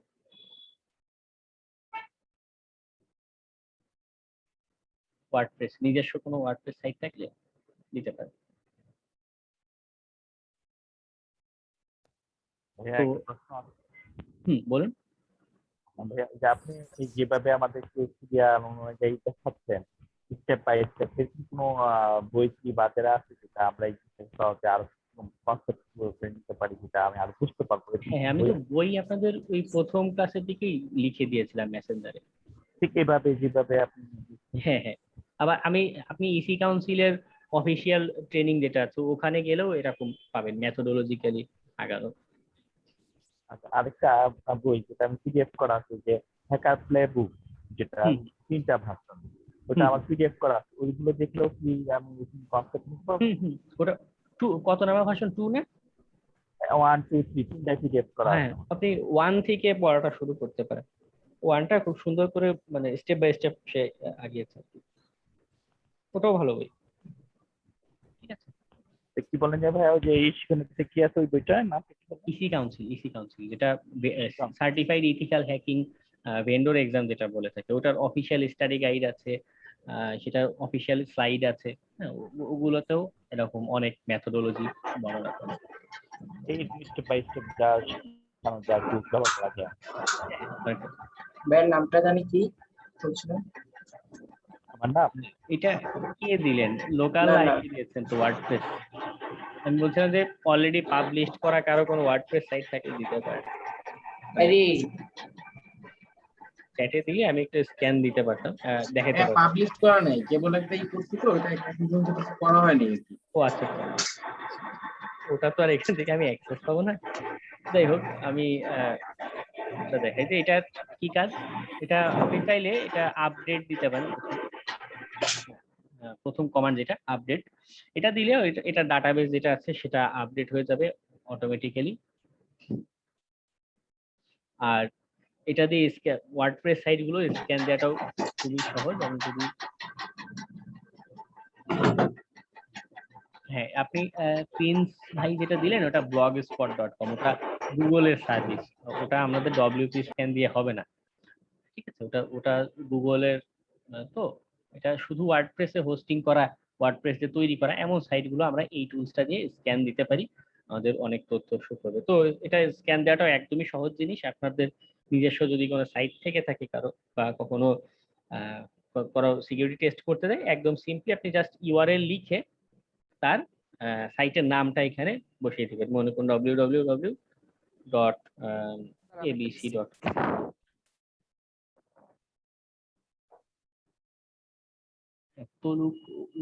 এটা কি আপনার সাইট সিবাত ভাই?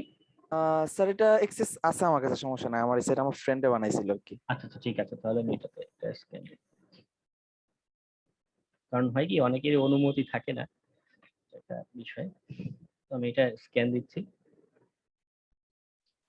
আমার এই ডব্লিউপি স্ক্যানে অটোমেটিক্যালি অনেক তথ্য বের করে দেখাতে হবে। এটার একটা পেইড ভার্সনও আছে কিন্তু দেখুন, তার সাইটটা এখানে ওয়ার্ডপ্রেসে রান করছে না। আমি যেটা দিলাম টুল অফ ইউনিভার্স, তো যেটা বলছিলাম যে এই ডব্লিউপি স্ক্যানের একটা পেইড ভার্সনও আছে। এটা আমি যেহেতু এখানে ব্যবহার করছি এটা ফ্রি, আর পেইড একটা এপিআই আপনার $25 মেবি ইয়ারলি। তো ওটা দিলে আপনাকে আরো কিছু ফাংশনালিটি বা আরো কিছু টেস্ট করার ব্যবস্থা এখানে দিবে। তো আমাদের ফ্রি এডিশন যেটা, এটাও অনেক ভালো, অনেক কিছু ডিটেক্ট করে দিতে পারে অটোমেটিক্যালি, ইউজার নেমটা অনেক কিছু ডিটেক্ট করে দেখাতে পারে। ঠিক আছে, আর কারো কোনো আছে ওয়ার্ডপ্রেস সাইট?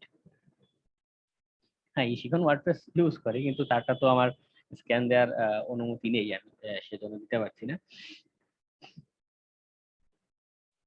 তো যাই হোক,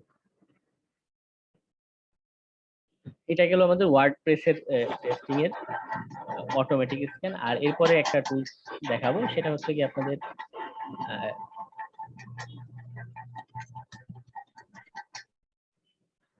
এরপরে যেটা দেখাবো সেটা হচ্ছে গিয়ে সিস্টেম স্ক্যান দেওয়ার। সেই টুলসটার সাইটে যদি যাই, নাম হচ্ছে নেসাস। নেসাসটা কেমন, এটারও পেইড এডিশন আছে আর এটা ফ্রি এডিশনও অ্যাভেলেবল আছে। ফ্রি এডিশনটার নাম হচ্ছে নেসাস এসেনশিয়ালস। আমাদের আপাতত টুকটাক কাজের জন্য এসেনশিয়ালস এডিশন বা ফ্রি এডিশন যেটা, এটাও এনাফ। এখানে আপনি এই একটা জিনিস প্রায় সময় ফেস করবেন যে বিভিন্ন এরকম হ্যাকিং টুলস বা স্ক্যানার গুলো খালি পেইড ভার্সন, প্রো এডিশন এগুলো বলা হয়ে থাকে। আসলে এই যে এক একটা টুলস আপনারা দেখতে পাচ্ছেন, এটা তো আমরা ফ্রিতে পাচ্ছি বলে গুরুত্ব দিচ্ছি না, কিন্তু নিজে প্রোগ্রামিং করে যদি এরকম কিছু করতে যান তখন বুঝতে পারবেন যে এইরকম একটা টুলস তৈরি করা, ছোট একটা টুলস হোক কিন্তু সেটা তৈরি করাও খুবই কষ্ট সাপেক্ষ একটা বিষয়। আর সেটা নিয়মিত মনে করুন মেনটেন করা, নতুন নতুন আপডেট আনা, হ্যাঁ, প্রতি বছর বছর নতুন একটা ভার্সন বের করা, এটাও যথেষ্ট খাটনির একটা বিষয়। তার কারণে এই মানুষগুলো তারা একটা পেমেন্ট চেয়ে বসে। তো আপনার এটা যেটা করতে হবে, এখানে আপনার লগ ইনের একটা অপশন, এই সাইটে একটা অ্যাকাউন্ট খুলতে হবে, ঠিক আছে? আপনার ইমেল অ্যাড্রেস দিয়ে একটা অ্যাকাউন্ট খুলে ফেলবেন। আর এরপরে এখানে যেটা ডাউনলোড দিবেন, এই পেজে আসলেই বা আপনি সার্চ দিলেই নেসাস কমিউনিটি এডিশন ডাউনলোড দিলেই আপনার এটা চলে আসবে। আসার পরে আপনি এই যে উবুন্টু এএমডি 64 যেটা আছে সেটা আপনি ডাউনলোড দিবেন, ঠিক আছে? আমাদের অন্য কোনোটার তেমন প্রয়োজন নেই। যাদের 32 বিটের কম্পিউটার তারা এই পরেরটা ডাউনলোড দিবেন, i3 তারা যেহেতু অধিকাংশেরই 64 বিট দেখা যায়, তো আপনি এটা ডাউনলোড দিতে পারেন। এটা ক্লিক করলেই ডাউনলোড হয়ে যাবে। তো ডাউনলোড হওয়ার পরে কি করবেন আমি দেখাই একটু একটু করে। এই যে আমার ডাউনলোড যেটা যেখানে হয়েছে, টুলস, ওপেন ফোল্ডার, ভাই অ্যাকাউন্ট করব কোথা থেকে? এটা এর সাইটে গেলে আমার তো এখানে লগ ইন করাই, আমার তো এখানে লগ ইন করা, আপনি এখানে সাইন আপ বা লগ ইন অপশন দিবেন, ঠিক আছে?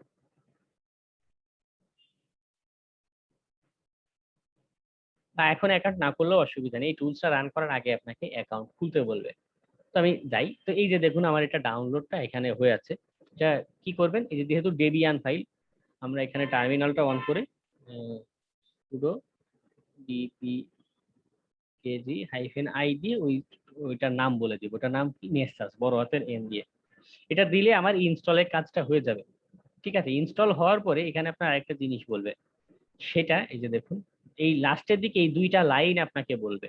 এটা ইনস্টল হওয়ার পরে টার্মিনাল রান দিলে দুইটা লাইন আপনাকে বলবে, এই দুইটা লাইন যদি সম্ভব হয় একটু সেভ করে নেওয়া ভালো একটা বিষয়।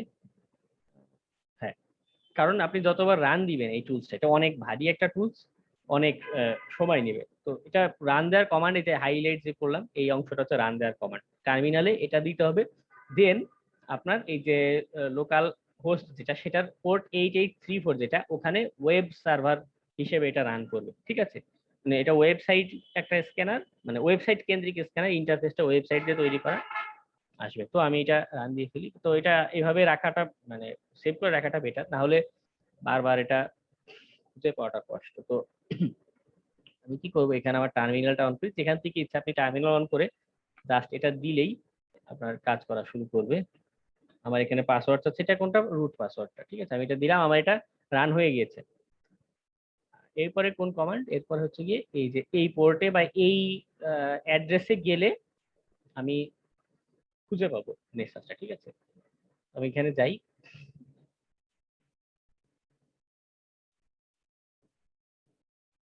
এই যে আমার ইন্টারফেসটা দেখাচ্ছে, আমার প্লাগইনটা আবার কম্পাইল করছে, একটু সময় নেবে। তো এই ফেজে এসে বা এখানে এসে আমার তো এখানে সরাসরি দেখাচ্ছে, কিন্তু আপনাদের এটা এরকম দেখাবে না। কারণ কি, কারণ এটা আপনাকে সেট আপ দিতে হবে। সেট আপের জন্য এই যে যখন আমি স্ক্রিনশট নিয়ে এটা এখানে সেভ রেখেছি, দেখতে পাচ্ছেন যখন প্রথমবার যাবেন তখন এখানে আপনাকে এই অপশনটা দেখাবে, মানে আপনি কোনটা নিয়েছেন। যদি আপনার প্রফেশনাল এডিশনের লাইসেন্স থাকে, আপনি কিনে থাকেন, সেটা সিলেক্ট করবেন। যেহেতু আমরা ফ্রি ব্যবহার করছি তাই নেসাস এসেনশিয়ালসটা সিলেক্ট করে দেবো, ঠিক আছে? দিয়ে এখানে কন্টিনিউটা দিলে আমাদের পরের স্টেপে নিয়ে যাবে। এই স্টেপে এসে আপনাকে একটা অ্যাকাউন্ট খুলতে বলবে। আপনি ফ্রি অ্যাকাউন্ট ব্যবহার করেন তাতেও অসুবিধা নেই, কিন্তু একটা ইমেল দিলে এই যেখানে একটা ইমেল অ্যাড্রেস যাবে, সেটাতে একটা ভেরিফিকেশন নাম্বার সেন্ড করবে, ঠিক আছে? এখানে চাইলে আপনি নিজস্ব ইমেল দিতে পারেন, ফেক ইমেল দিতে পারেন, নিজস্বটাই দিলেন। কারণ কোনো কারণে যদি আবার পুনরায় পরে সেট আপটা দেওয়া লাগে, বারবার এটা একটা ঝামেলার বিষয়। তো আপনি এখানে একটা ইমেল দিয়ে এখানে ক্লিক করলেই আপনার ইমেইলে একটা কোড সেন্ড হয়ে যাবে, বেশ লম্বা একটা কোড। সেটা এই পরের স্টেপে গিয়ে আপনাকে বলবে অ্যাক্টিভেশন কোডটা দেন, দিলে আপনার এটা অ্যাক্টিভেট হয়ে যাবে। তো অসুবিধা যেটা হয়, এই যে আমার এখন হচ্ছে একটু সময় লাগবে এটা আসতে, যে এটা প্রথমে একটা ডাউনলোড না, এটা তো কিন্তু ডাউনলোড হয়েছে মাত্র 42 মেগাবাইট, কিন্তু এই সফটওয়্যারটা অনেক বড় কিন্তু। তো সেটআপের পরে যখন এখানে রান করবেন তখন আবার নতুন করে ডাউনলোড নিবে ওর ফাইলগুলো। আর এটার যে প্লাগইন যেটা আছে, এই বিভিন্ন সিকিউরিটি দুর্বলতা খুঁজে বের করার যে মডিউল গুলা, হ্যাঁ, এগুলো হিউজ একটা লিস্ট আছে ওর কাছে। সেটা দেখুন একবার ডাউনলোড হয়েছে, এখন কম্পাইল হচ্ছে। প্রথমবার আমি যখন সেট আপ দিয়েছি তখনও হয়েছে, এখন আবার নতুন করে আবার কম্পাইল হচ্ছে। যাদের আরেকটা কথা বলেছিলাম এই ক্লাসের শুরু দিকে, যে যাদের এসএসডি ড্রাইভ আছে, আমি দেখেছি এসএসডি তে একটু তুলনামূলক দ্রুত এই সেট আপটা হয়ে থাকে। যাদের এইচডিডি ড্রাইভ আছে তারা এরকম সেট আপ দিয়ে আল্লাহর নাম করে বসে থাকতে হবে, ঠিক আছে। নিম্নে আমার এইচডিডি তে একবার সেট আপ দিয়ে 4-4.5 ঘন্টা সময় লেগেছিল এটা সেট আপ হতেই, ঠিক আছে। আর রান করলে কি অবস্থা বুঝতেই পারছেন, কম্পিউটার স্লো করে খুব ধীরে অবস্থা হয়। তো এরকম যদি প্রবলেম হয় তাহলে আপনি কালি লিনাক্সে এটা সেট আপ দিবেন না। এটার উইন্ডোজ এডিশন পাওয়া যায় কিন্তু, হ্যাঁ। এই যদি দেখুন আমার কম্পিউটার কিন্তু এখনই স্লো করছে, এটা অনেক ভারী সফটওয়্যার, ঠিক আছে। এটা বেটার হয় যদি আপনার মেইন ওএস যেটা, এটা উইন্ডোজ এডিশনও পাওয়া যায়, ঠিক আছে। .exe আপনি পাবেন। এটার জন্য কত জিবি জায়গা দরকার? এটা তো আমি ভার্চুয়াল বক্সে ব্যবহার করছি, আমি কালি লিনাক্সে যা দিয়েছি সেটাই ইউজ করছে। এই দেখুন আমার এটা দ্রুত হয়েছে, ঠিক আছে, কারণ আমার এসএসডি তো তাও এত দ্রুত হলো।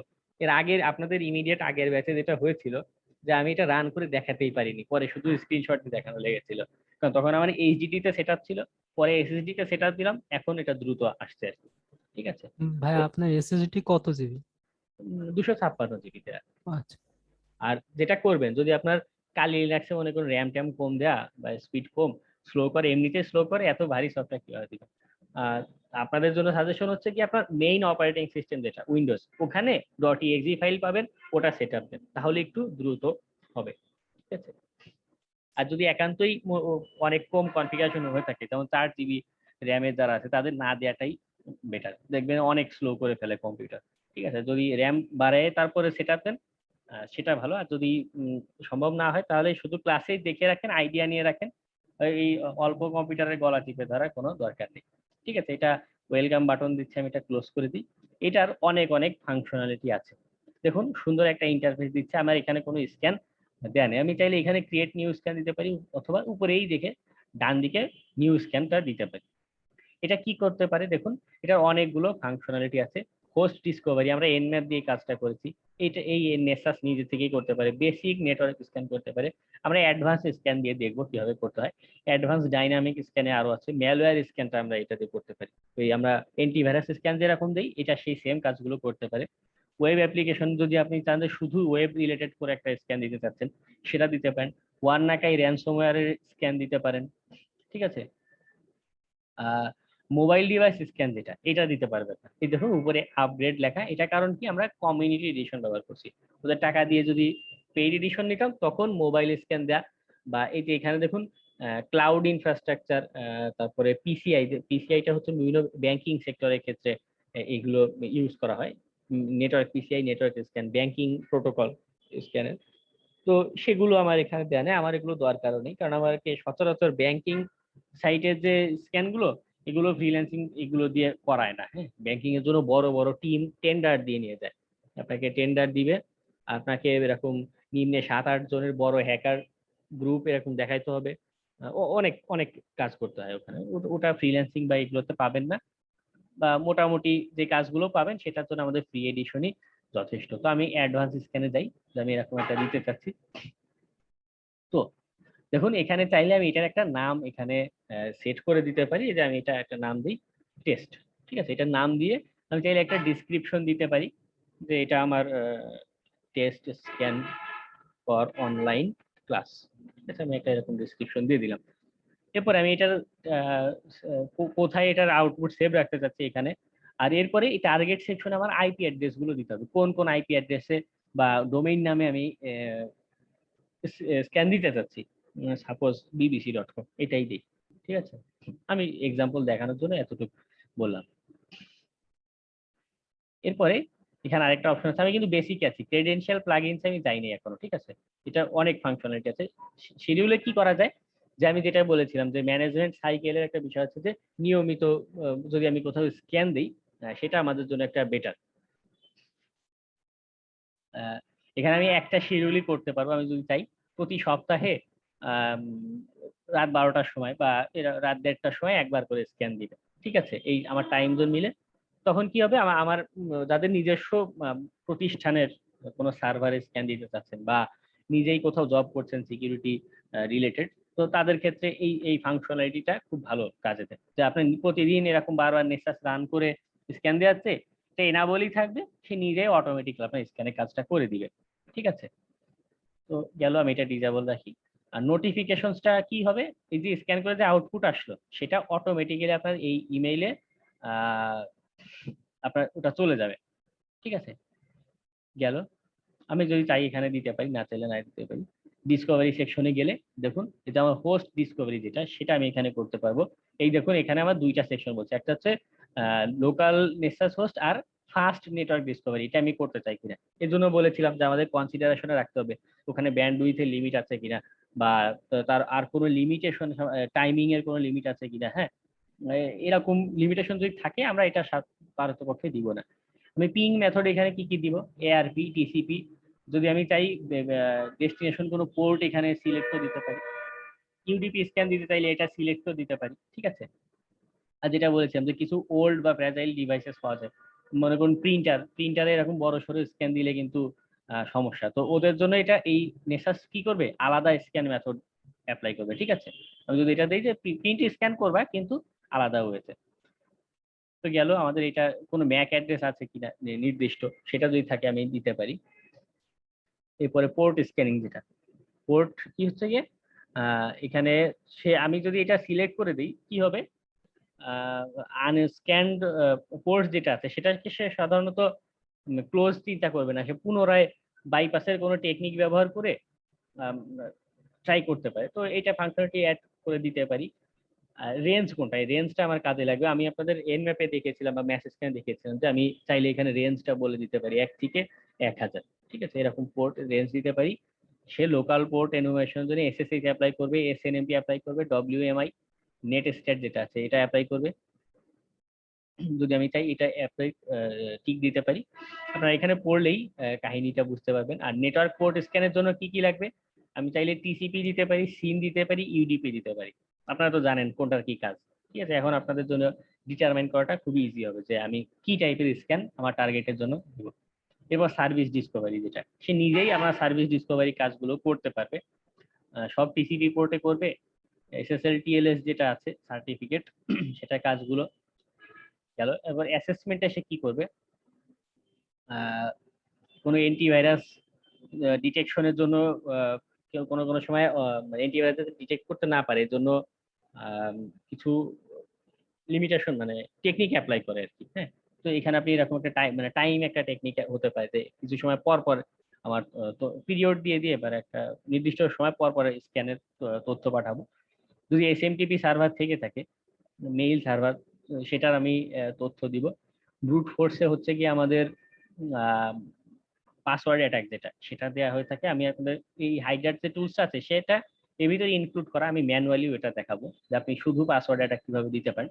এটা যদি দেন তাহলে হাইডার টুলসটা ব্যবহার করে সে পাসওয়ার্ড অ্যাটাক দিবে। তাদের ওয়েব অ্যাপ্লিকেশন যদি আমি স্ক্যান দিতে চাই, দেখতে পাচ্ছেন যে এখানে সব কিছু ড্র্যাগ এন্ড ড্রপ। ভাই টুলটা একটু দেখাই দিন না। হ্যাঁ হ্যাঁ, ওটা আপনাদের সিস্টেম হ্যাকিং এ দেখাবো। হ্যাঁ, তো আমি এখানেও কি পরিমাণ পেজ আমি এখানে ক্রল করতে চাচ্ছি সেটার ফাংশনালিটি আছে। ওয়েব, আপনারা ওয়েব সেকশন ক্লাস হলে তখন আরো ভালো বুঝতে পারবেন। উইন্ডোজের কোনো রেজিস্ট্রি ফাইল স্ক্যান দিতে চাই কিনা, কোনো ম্যালওয়্যার স্ক্যান দিতে চাই কিনা, সেটা যদি দেই তাহলে সে ম্যালওয়্যার স্ক্যান গুলো করবে। কোনো ইয়ারা রুলস, ইয়ারা হচ্ছে কি একটা বিশেষায়িত প্রোগ্রামিং মতো ল্যাঙ্গুয়েজ, এটা থ্রেট হান্টার যারা ওদের কাজ, আমার ইথিক্যাল হ্যাকাররা এটা নর্মালি ইউজ করে থাকে না। যদি এরকম রুলস এর কোনো ফাইল থেকে থাকে আপনার টিমে যদি কেউ বলে, সেটা দিতে পারেন। স্ক্যান ফাইল সিস্টেম দিলে সে কি করবে, যখন ম্যালওয়্যার ডিটেক্ট করার বিভিন্ন উইন্ডোজের সেনসিটিভ ডিরেক্টরি আছে সেগুলো আপনি স্ক্যান দিতে পারেন। দিলে ওইগুলোতে মানে উইন্ডোজে কোনো ম্যালওয়্যার আছে কিনা, বা আপনি যাকে স্ক্যান দিচ্ছেন, আমি জানি bbc.com দিয়েছি, আপনার যদি আপনার নিজস্ব আইপি অ্যাড্রেস হয়ে থাকে তাহলে সেটা দিতে পারেন। মানে সেটা যদি উইন্ডোজ হয় তাহলে উইন্ডোজে ম্যালওয়্যার স্ক্যান দিতে পারেন, যদি লিনাক্স হয় তাহলে লিনাক্স এগুলো এনাবল করে দিলেন, যদি ম্যাক হয়ে থাকে এগুলো দিলেন। ঠিক আছে, তো উপরের দিকে যাই, এরকম বিভিন্ন সেকশন পাবেন। এরপরে যে রিপোর্ট সেকশন, এখানে আপনি মাউসটা একটু সমস্যা করছে, তো রিপোর্ট সেকশনে গেলে আপনার রিপোর্টটা কিভাবে এই নিজে থেকে একটা রিপোর্টও জেনারেট করে দিতে পারবেন। ঠিক আছে, আর এখানে আর তেমন কিছু প্রয়োজন পড়ে না। যদি আপনার কোনো ফাংশনালিটি দরকার পড়ে আপনি এখানে দিতে পারেন। আর ক্রেডেনশিয়াল যে সেকশনটা, এটা আমি বলেছিলাম যে আমাদের ক্রেডেনশিয়ালস একবার দিয়ে একবার না দিয়ে স্ক্যান দিতে হবে। সেটা কেমন? মনে করুন তাদের এই যে এসএসএইচ, যেটা আমি এসএসএইচ আপনাদের ক্লাসে দেখিয়েছিলাম, যেখানে পাসওয়ার্ড প্রয়োজন পড়ে, ইউজার নেম পাসওয়ার্ড প্রয়োজন পড়ে। তো আমি এসএসএইচটা তার স্ক্যান করতে চাচ্ছি, একবার এরকম পাসওয়ার্ড দিয়ে আমি ট্রাই করতে পারি, আবার আরেকবার পাসওয়ার্ড না দিয়েও আমি ট্রাই করতে পারি। তো আমার এখানে যদি ক্রেডেনশিয়ালটা দেয়া থাকে, যে তার প্রাইভেট কি পাসফ্রেজ আমার এখানে নাই, যে আপনি ওটা অ্যাড করে দেন, তাহলে হয়তো 2 রকমের আউটপুট পাবেন। ঠিক আছে, উইন্ডোজের কোনো ইউজার নেম পাসওয়ার্ড যদি আপনার থাকে, আপনি সেগুলো এখানে ইনক্লুড করে দিতে পারেন টার্গেটের, আপনি আরো কিছু ইনফরমেশন পাবেন। এসএনএমপি আমরা বলেছিলাম যে কমিউনিটি স্ট্রিংটা, ওটা একটা পাসওয়ার্ড হিসেবে কাজ করে, কোন পোর্টে রান করছে, হ্যাঁ, এই টাইপের কিছু ইনফরমেশন যদি দেন আরো কাজ করবে। তো আরেকটা যেটা কাজে লাগবে সেটা হচ্ছে প্লাগইনস।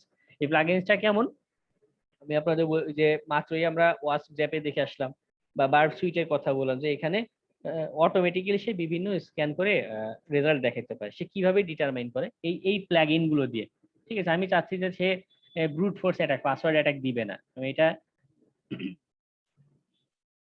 এটা ক্লিক করলেই দেখুন ডিজেবল হয়ে যাচ্ছে, ঠিক আছে, সবুজ বাটনটাতে। আবার যদি এটাতে ক্লিক করি এনাবল হয়ে যাচ্ছে। সে কি করবে? এই দেখুন হাইড্রা টুলস দিয়ে এত পাসওয়ার্ড অ্যাটাকের চেষ্টা করবে, সে একাই এগুলো করবে। এরপরে যে সেকশনটা, আমি এটা আমার এগুলো সব করা কমপ্লিট হয়ে গেলে আমি চাইলে এটা এই যে নিচের দিকে লাঞ্চ দিতে পারি অথবা সেভ দিতে হবে। লাঞ্চ দিলে স্ক্যানটা এখনই করা শুরু হয়ে যাবে। ঠিক আছে, আমি লাঞ্চ দিই। আমার এখানে বিভিন্ন আরো কিছু চাবে, আমি এগুলো তো দেখাইনি, মানে কিছু তথ্য দেইনি এই জায়গায়, যার কারণে একটা ইরর শো করবে। আমি এটা সেভ করে রাখলে সেভ রাখি। ও যন্ত্রণা থাকুক, আমি ওটা সেভও করিনি। ঠিক আছে, আবার ইউজার নেম পাস, তো আপনার এখানে ওই নামটা শো করবে। তো এটা স্ক্যান দিলে কেমন আউটপুট আসবে? স্ক্যান দিলে অনেক সময় নেবে এটা স্ক্যান হতেও, কারণ দেখলেই পেলেন যে অনেক কিছু সে টেস্ট করবে। আপনি যেটা একটা একটা করে টেস্ট করতে যাবেন, সেটা এই স্ক্যানার টুলস নিজে থেকে হিউজ পরিমাণে স্ক্যান করে আপনাকে একটা রিপোর্ট দিবে। আমি একটা স্ক্রিনশট এখানে রেখেছি, এটা আউটপুটটা কেমন এসে থাকে দেখুন। এই যে আমরা রিস্ক রেটিংটা পড়ে আসলাম, রিস্ক রেটিং এ কিভাবে কালার দিয়ে নাম দিয়ে একটা প্রকাশ করা হয়ে থাকে। আমার এই নেক্সাস টুলসটা ওই কাজটা অটোমেটিক্যালি করে এরকম একটা লিস্ট শো করবে, যদি ভুলনারেবিলিটি এক্সিস্ট করে, কোন লেভেলের ভুলনারেবিলিটি। এটা কিন্তু আমরা 2 উপায়েই দেখলাম। একটা, আমার টুলস যেমন বের করে দেখাতে পারে, আমি আমার নিজের মাথা খাটে আমার গুগলে সার্চ করে, এক্সপ্লয়েট ডিবি তে সার্চ করেও এই তথ্যটা আমি খুঁজে বের করতে পারি। ঠিক আছে, যেটা ক্রিটিক্যাল ভুলনারেবিলিটি কিনা, কোনো সিভি আছে কিনা, আমরা 2টা উপায়ই জেনে রাখলাম। তো মোটামুটি এই পর্যন্তই আমাদের। আমরা যদি একটু রিক্যাপ করি, তা আমরা প্রথমে অ্যানালাইসিসে কিছু কনসেপ্ট জানলাম, আমাদের কিছু কনসিডারেশন রাখতে হয় অ্যাটাকের আগে বা স্ক্যানের আগে।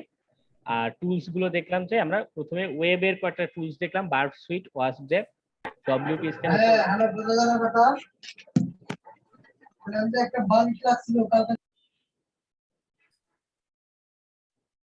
একটু সবাই মিউট রাখলে ভালো হয়, নাহলে বোঝা কষ্ট।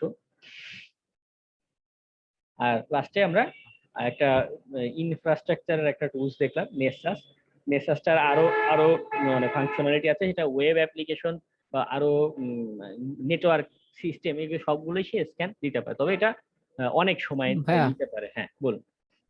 ভাই, ব্যাকগ্রাউন্ড যে খোঁজার পরে ওটা কেউ কাজ করছে কিনা এটা বুঝবো কিভাবে? কোন কাজ? কিসের কাজ? মানে ভাইয়া ওই যে ফ্রিল্যান্সিং ক্লায়েন্টকে রিপোর্ট দেওয়ার বিষয়টা হ্যাঁ বলছিলেন, ক্লাস শেষে দেখাবেন। না, ওটা আপনাদের রিপোর্টের আলাদা ক্লাস নিব, সেখানে দেখাবো। রিপোর্টেও তো অনেক কাজ থাকে, এটা আসলে হ্যালো ভাইয়া। ওটা কাজ বোঝা বলতে আপনি কি যে বোঝাচ্ছেন আমি এটা বুঝতে পারছি না। ভাইয়া আমার একটা কোশ্চেন ছিল। হ্যাঁ বলুন। বলছিলাম যে বার্ব সুইটটা যে দেখাইলেন, আমি একটা ভিডিও দেখছিলাম যে বার্ব সুইট দিয়ে না একটা সাইটে অ্যাটাক দিয়ে মানে ইনস্ট্যান্ট হচ্ছে সাইটের অবস্থা নাজেহাল বানাইতে আর কি। তো আসলে কি বার্ব সুইট দিয়ে কি এরকম ভাবে অ্যাটাক দেওয়া যায়? যেমন হচ্ছে হ্যাঁ হ্যাঁ, ওই আপনার প্রো এডিশন যেটা, ওটা আপনি একটু মিউট করবেন, বাকিরা একটু। প্রো এডিশন যেটা, ওটায় মডিউল অ্যাড করা যায়, বা ওটার মার্কেট প্লেস যেটা, ওখানে গেলেও আপনার বিভিন্ন ডস অ্যাটাকের বা ভুলনারেবিলিটির মডিউল পাবেন। স্ক্যান দিলে অটোমেটিক্যালি আপনার আউটপুট শো করে দিবে।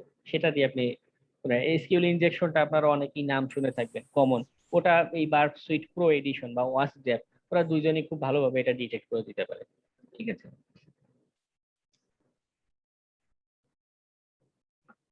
ভাইয়া এই সাদা পেজটা কালো করা যায় না? কোনটা বে?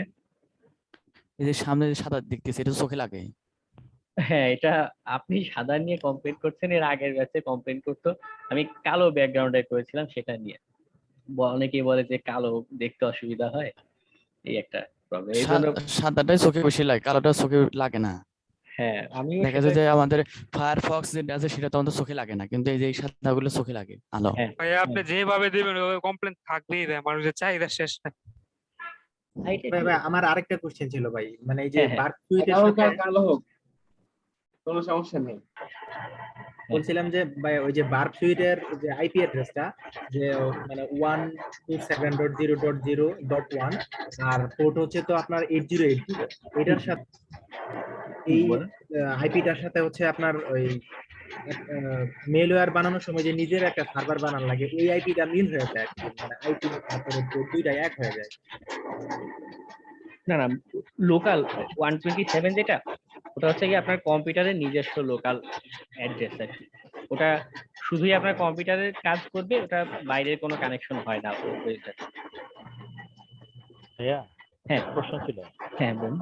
প্রশ্নটা হলো যে আমরা যে বিগত যে ক্লাসগুলো করলাম, যেটা এন ম্যাপে যেগুলো সার্ভার দিয়ে আমাদের নিজস্ব এবং ওই যে সিঙ্গাপুরে কিছু আইপি দিয়ে আমরা টেস্ট করলাম, প্র্যাকটিস করলাম, তো বাস্তবে যখন ক্লাস শেষে আমরা যখন করবো তখন তো কনফিউজ থাকি যে কোন আইপি দিয়ে কোন সার্ভার দিয়ে আমরা একটু টেস্ট করবো, আবার একটা প্রবলেম হয় কিনা, এটার ব্যাপারে আপনার পরামর্শ কি? ওখানে কনফিউশনের তো কিছু নেই, আপনি তো লিগ্যালি কাজ করছেন, তাই না? যেমন আমরা পোর্ট গুলা বের করবো, যেমন আমরা একটু ট্রাই করবো। তো অনেক ক্ষেত্রে যে ফায়ারওয়াল দেওয়া থাকে বা কোনো হ্যাক করা ব্যাপার থাকে, বা তারা এটা আমাদের সাইটটাকে ব্লক করে দিবে, এবং একটু টেনশন কাজ করে। তো আমরা যখন প্র্যাকটিস করবো ফাইনালি, তখন মানে এই ব্যাপারটা একটু পরামর্শ যদি দেন, যে সাহস পাচ্ছি না যে বাসায় প্র্যাকটিস করবো বিভিন্ন সাইট দিয়ে সার্ভার দিয়ে। আপাতত অন্য কারোটা করার দরকার নেই, আপনি ফ্রিল্যান্সিং সাইটে যদি কোনো কাজ টাজ পান সেটা দিয়ে করতে পারেন, বা আমি আপনাদের এই ল্যাব ক্লাসে, হ্যাঁ ল্যাব ক্লাসে আমি আপনাদের একটা ল্যাব মেশিন দিব, ওটা তো আপনারা ট্রাই করতে পারবেন নিজের কম্পিউটারে। আর ওই যে ভয় যেটা পাচ্ছেন ওটা দূর হয়ে যাবে, কাজ করতে গিয়ে আস্তে আস্তে ওটা ঠিক হয়ে যাবে। কারণ এখন তো প্র্যাকটিস করতে পারছে না এইসব ভয়ে। ভয়, আপনি কোথায়, বাংলাদেশে না? জি বাংলাদেশে। তো তেমন একটা অসুবিধা হবে না, আপনি বাংলাদেশের সাইট ব্যতীত অন্যগুলোতে সিকিউরিটি টেস্ট করেন। বাংলাদেশের সাইবার যে প্রবলেম গুলা দেখ, পুলিশ তো যখন তখন যে কোনো একটা ফল্ট দেখালে তো জানেন তো। হ্যাঁ, আপনি বাইরের দেশের সার্ভার দিয়ে ট্রাই করেন, প্র্যাকটিসের জন্যই তো। আচ্ছা আচ্ছা আচ্ছা, ধন্যবাদ ভাইয়া। ভাই আরেকটু একটু জিনিস জানতে চাচ্ছিলাম, যে আমার না ওই যে ওয়ার্ডার নাম্বারটা আমি আমার নামের শেষে, যেমন জাহিদুল হক, ওইখানে আমি কিভাবে অ্যাড করবো? আমি তো বিগত ক্লাস থেকে পুরোপুরি দেখতে পারি না, আমাকে একটু বুঝিয়ে দিবেন? ওটা তো শিখন কি একটা ভিডিও দিয়েছে, আমিও জানি না, দেখিনি ওই ভিডিওটা, ওটা দেখে একটু আচ্ছা try আচ্ছা আচ্ছা আচ্ছা, জি, ধন্যবাদ। তো ওকে আমাদের ভাই, আসসালামু আলাইকুম। ঠিক আছে, ক্লাস কি শেষ? হ্যাঁ, আজকে কথা মতো ছিল ক্লাসটা এখানে। হ্যাঁ বলুন বলুন। ভাই, একটা কথা ছিল। হ্যাঁ বলুন। শেষ কথা হলো যে আমরা প্রতিদিন যে ক্লাসটা করতেছি, মানে ক্লাসের উপরে যে বিষয়ের উপর আলোচনা করা হলো, এই বিষয়ে আমাদের ফ্রিল্যান্সিং মার্কেট প্লেসে কি কি কাজ থাকতে পারে, মানে প্রত্যেকটি কাজের উপর যদি একটা যদি অ্যাসাইনমেন্ট করা যেত তাহলে ভালো হতো। হয়তো মনে করেন আজকে ক্লাসের উপরে আমার ফ্রিল্যান্সিং এর সাইডটা অ্যাসাইনমেন্ট পাওয়া যাবে, হয়তো এর সাইডে আমরা করলাম বা কেউ একটা করলো, আমাদের আপনাকে আউটপুট দিতে পারলাম, এটা বেশি ভালো হয় মনে হয়। যে আমি ক্লাসের শুরুতে তো আজকে দেখাইলাম একটা কাজ, যে কি টাইপের ফাইবারের দেখাইলাম না ওরকম। আর কাজ পাওয়া যেটা বলতেছেন, ওটার জন্য আপনাকে নিজেকে ট্রাই করতে হবে। ঠিক আছে, এখন আমি একটা মনে করুন আপনি যেরকম বলতেছেন যে কারো মানে রিয়েল লাইফে একটা কাজ এনে সেটা দিয়ে আপনার অ্যাসাইনমেন্ট করতে দিলাম, তো ওটা তো পসিবল হয় না। এখন সিম্পলি সে একটা নেটওয়ার্ক স্ক্যান বা নেটওয়ার্ক অ্যাসেসমেন্ট চেয়েছে, সেই কাজটাই যদি আমি আপনাদেরকে অ্যাসাইনমেন্ট করতে দেই, 30 জন মানুষ একসাথে যদি স্ক্যান দেন, ওই বেচারা সার্ভার তো থাকবে না, ডিডস অ্যাটাক হয়ে যাবে, তাই না? মানে এটা তো পসিবল হয় না। আপনি কাজ করার জন্য বেটার অপশন, আপনি নিজে একটা অ্যাকাউন্ট খুলে নিজে বিভিন্ন জায়গায় বিড করা শুরু করেন। ইউটিউবে প্রচুর ভিডিও আছে কিভাবে আপনি বিড করবেন, কিভাবে একটা সুন্দর প্রোফাইল বানাবেন, বাংলাতেই ভিডিও আছে, একটু দেখে আপনি অ্যাপ্লাই করা শুরু করেন, দেখা গেল কোর্স চলাকালীন আপনি একটা কাজ পেয়ে গেছেন, তাই না? হ্যালো ভাইয়া, আসসালামু আলাইকুম ভাইয়া। ওয়ালাইকুম আসসালাম। ভাইয়া এই যে নেক্সাস যে টুলসটা, এটা কি কোনো ব্যাকগ্রাউন্ডে কোনো ম্যালওয়্যার কাজ করে না? না না, এটা ওদের অরিজিনাল সাইটের তো অসুবিধা না, কারণ কি আমাদের ইউরোপে এটা অনেক জায়গায় নিষিদ্ধ, কারণ আপনি এটা আরেক থার্ড পার্টির সফটওয়্যার, তাই না? হুম হুম। তা যে কোনো ভাবে যদি আমি স্ক্যান করে কোনো একটা কম্পিউটার, সেই ক্ষেত্রে যে এটা যে ডাটা যে সে অন্য ওই থার্ড পার্টির কাছে যাবে না, সেটা কোনো শিওর আছে? তাদের প্রাইভেসি পলিসি দেখে নেবেন সেই টুলসটার। কারণ এটা স্পাইওয়্যারের ভিতরে এখানে ইউরোপের ভিতরে মার্ক করে, এই জন্য বললাম হ্যাঁ, এটা আপনাকে। কোনোটা পরে আসলে সবগুলো তো এরকম ডিটেক্ট করা পসিবল না। আপনার যদি যদি একান্ত এটা ইউজ করতে না চান, আপনি ম্যানুয়ালি করেন, ম্যানুয়ালি একটা একটা করে স্ক্যান দিয়ে সবগুলো জিনিস একটা একটা করে খুঁজে বের করে সেটা করতে পারেন। ভাই তাছাড়া আরেকটা আছে যে বিফ টুলস, এটা কি টাইপের? ওটা ফ্রেমওয়ার্ক, বিফ এটা ফ্রেমওয়ার্ক, বিফ ওটা একটা ফ্রেমওয়ার্ক। ওটা এক্সপ্লয়টেশনের সময় কাজে লাগে। ওকে ভাইয়া, থ্যাংক ইউ। তো আজকের মতো ক্লাসটা এখানেই শেষ। একটা কথা হ্যাঁ ওই মানে ওইটা একটু মাথায় রেখেন, পাসপোর্ট দিয়ে ইয়া করা যাবে কি? ও হ্যাঁ হ্যাঁ, ঠিক আছে, আমি ওটা এখনই নোট করে রাখছি, আমি জিজ্ঞেস করি। পরে ভাইয়া কথা হবে। ধন্যবাদ, আসসালামু ভাইয়া আলাইকুম। ফ্রিল্যান্সিং বলছিলাম মার্কেটপ্লেসে কি আমাদের এনআইডি কার্ড লাগবে নাকি? হ্যাঁ অবশ্যই, এনআইডি ছাড়া আপনার কোনো পরিচয় নেই, আপনি রোহিঙ্গা, ঠিক আছে? যে ভাই আজকে যে ভাই নেটওয়ার্ক স্ক্যানিং এর বিষয়টা দেখালেন ভাই, আমি যদি সিম্পলি ভাই ইভ্যালিউ ওয়েবসাইটে মানে স্ক্যান দিয়ে দেখতে চাই, তাহলে কি কোনো সমস্যা হবে? মানে ওদের নেটওয়ার্কে কোনো মানে ওদের সার্ভারে কোনো সমস্যা আছে কিনা, কাদের বা অন্য কাদের কোনো ওয়েবসাইটে ইভ্যালি বা যে কোনো ওয়েবসাইটে না, মানে ওটা নেটওয়ার্ক দিবেন স্ক্যান দিয়ে? না, ওর ক্ষেত্রে আপনার অনুমতি থাকা লাগবে, যদি অনুমতি থাকে দেন আপনি স্ক্যান দিতে পারবেন। তাহলে ভাই মানে এটা প্র্যাকটিস করবো কিভাবে, মানে কোন ওয়েবসাইট মানে স্ক্যান করবো বা কিভাবে? আমি আপনাদের ল্যাব ক্লাসে কিছু আইডিয়া দিয়ে দিব, ঠিক আছে? ও আচ্ছা। ভাইয়া বলছিলাম কেউ একজন কাজ ছাড়লো, ওই কাজটা আমি ধরলাম, পাশে অন্য কেউ ধরছে, কে কাজ করছে কিনা এটা না, এটা যদি বোঝার কেউ কোনো করে থাকে। করে না, এটা ক্লায়েন্টকে জিজ্ঞাসা করে দেখতে পারেন যে আগে কোথাও সিকিউরিটি টেস্ট করছে কিনা কেউ, বা আগে কেউ ও করছে, তাছাড়াও ওয়ে নেই। সে যদি ও হাইড করে আচ্ছা, দেয় আপনার আপনার way, ওকে ঠিক আছে? ভাই। হুম। তো আজকের মতো স্মার্ট কার্ড দিয়ে কাজ করা যাবে না? হ্যাঁ হ্যাঁ, ওই তো স্মার্ট কার্ড আর এনআইডি তো একই রকম জিনিস, খালি নাম্বারটা হলেই হচ্ছে, নাম্বারটা, ঠিক আছে? ওইটা দিয়ে টাকা উঠান যাবে? হ্যাঁ ওটা ব্যাংক অ্যাকাউন্ট খুলতে হবে আপনার, নিজের নামে ব্যাংক অ্যাকাউন্ট। ভাইয়া, হ্যাঁ হ্যাঁ বল। আচ্ছা ওই যে ওই ডাব্লিউএসপি স্ক্যান দিয়ে তো আপনার ওই যে ওয়ার্ডপ্রেসের সাইটের আপনার যে সিকিউরিটি যে গ্লিচ গুলো আছে সেগুলো স্ক্যান করবে, তাই না? যে হ্যাঁ কোনো হ্যাঁ ত্রুটি আছে কিনা। হুম হুম কিন্তু মার্কেট ম্যাক্সিমাম কাজ হচ্ছে কি আপনার ওয়ার্ডপ্রেসের যেগুলো একটু ছোটখাটো কাজ আছে, দেখলাম যে মেলওয়্যার গুলো আপনার ওই হুম ওগুলোকে রিমুভ করার। হুম। তো সেটা তো আর এটা দিয়ে করবে না, ও তো করবে শুধু মানে ওটা পাসওয়ার্ড আপনাদের রিলেটেড বা হ্যাঁ হ্যাঁ পিএইচপি বা অন্য কোনো গ্লিচ থাকলে সেগুলো ধরে দিবে, তাই হ্যাঁ, না? আমি আপনাদের ওটা আলোচনা আছে, ওটা আপনাদের ওয়েব সেকশনে করবো। ওটা পরে আসবে। হ্যাঁ হ্যাঁ, আমি এখন শুধুই নেটওয়ার্ক আর সিস্টেম নিয়ে ফোকাসে কাজ করতেছি, ওয়েব ধরতেই। আচ্ছা এখন ওই যে বার্ব সুইট তো হচ্ছে প্রোটা দিয়ে অনেক কিছু করা যায়, আর যেটা আপনি ওএস যেটা দেখালেন, হ্যাঁ, তো মার্কেট প্লেসে যেই আপনার ওই সিকিউরিটি অ্যাসেসমেন্ট যেগুলো আছে ওয়েবসাইটে ভালনারেবিলিটি, সেই কাজগুলো কি ওইটা টুল দিয়ে করা সম্ভব পুরোপুরি টপ টু বটম? অধিকাংশ কাজই এটা দিয়ে হয়ে যাবে। হয়ে যায় না? কারণ প্রথমেই তো আর লাইসেন্স আসলে কেনা সম্ভব না সবার পক্ষে, তো ওটা দিয়ে করা যাবে যেগুলো যেগুলো ক্লায়েন্টের রিকোয়ারমেন্টস আছে মোটামুটি। যদি আপনি মানে ক্র্যাক ইউজ করতে চান আপনার একান্ত আপনার বিষয়, আপনি স্ক্যান দিয়ে দেখেন যে ক্র্যাক যেটা করেছেন সেটা ম্যালওয়্যার কিনা, যদি ম্যালওয়্যার না হয়ে থাকে আপনি ইউজ করেন। ক্র্যাক তো আসলে ভরসা পাওয়া যায় না, ক্র্যাকেও হ্যাঁ তো ঝামেলা। ভরসা এখন। ভাইয়া একটা প্রশ্ন ছিল। ঠিক আছে হ্যাঁ ভাইয়া একটা প্রশ্ন ছিল। হ্যাঁ বলুন। ভাইয়া আপনি তো আমাদের আইডল, এখন আপনাকে আমরা অনেক কিছু ফলো করি, কয়েকটা জিনিস জানার ছিল। যেমন আপনি মানে এই ইথিক্যাল হ্যাকিং এর উপরে মানে কতদিন যাবত এই মানে প্র্যাকটিসটা ছিল আপনাদের, যেটা আমাদের এখন এই সময়টা কতদিন পাবো বা কতদিন লাগতে পারে, মানে আপনি কতদিন যাবত এই প্র্যাকটিসটা করার পরে সফলতা পেয়েছেন? আমি 3 বছর ধরে এই লাইনে আছি, 3 বছর ধরে। এর আগে মানে 3 বছর? জি জি জি, 3 বছর ধরে। আচ্ছা ভাই, আপনি কি কোনো মানে ফ্রিল্যান্স অথবা এসব সাইটের সাথে যুক্ত আছেন? ফ্রিল্যান্সে, কিন্তু আমি বেশি ফোকাস করি আমার জব নিয়ে, মানে জব থেকে যেটা কাজ দেয় ওটা নিয়ে ফোকাস করি বেশি। আপনার জবটা কি ভাইয়া, যদি একটু বলতেন, যদি কিছু মনে না করেন, আমরা না আপনার না আইডল তো আমরা ফলো করি। ওই আমার কাজ হচ্ছে গিয়ে তাদের যে প্রোডাক্ট গুলো লঞ্চ করে, বিভিন্ন সফটওয়্যার ডেভেলপ করে, এগুলোর সিকিউরিটি অ্যানালাইসিস নিয়ে কাজ করা।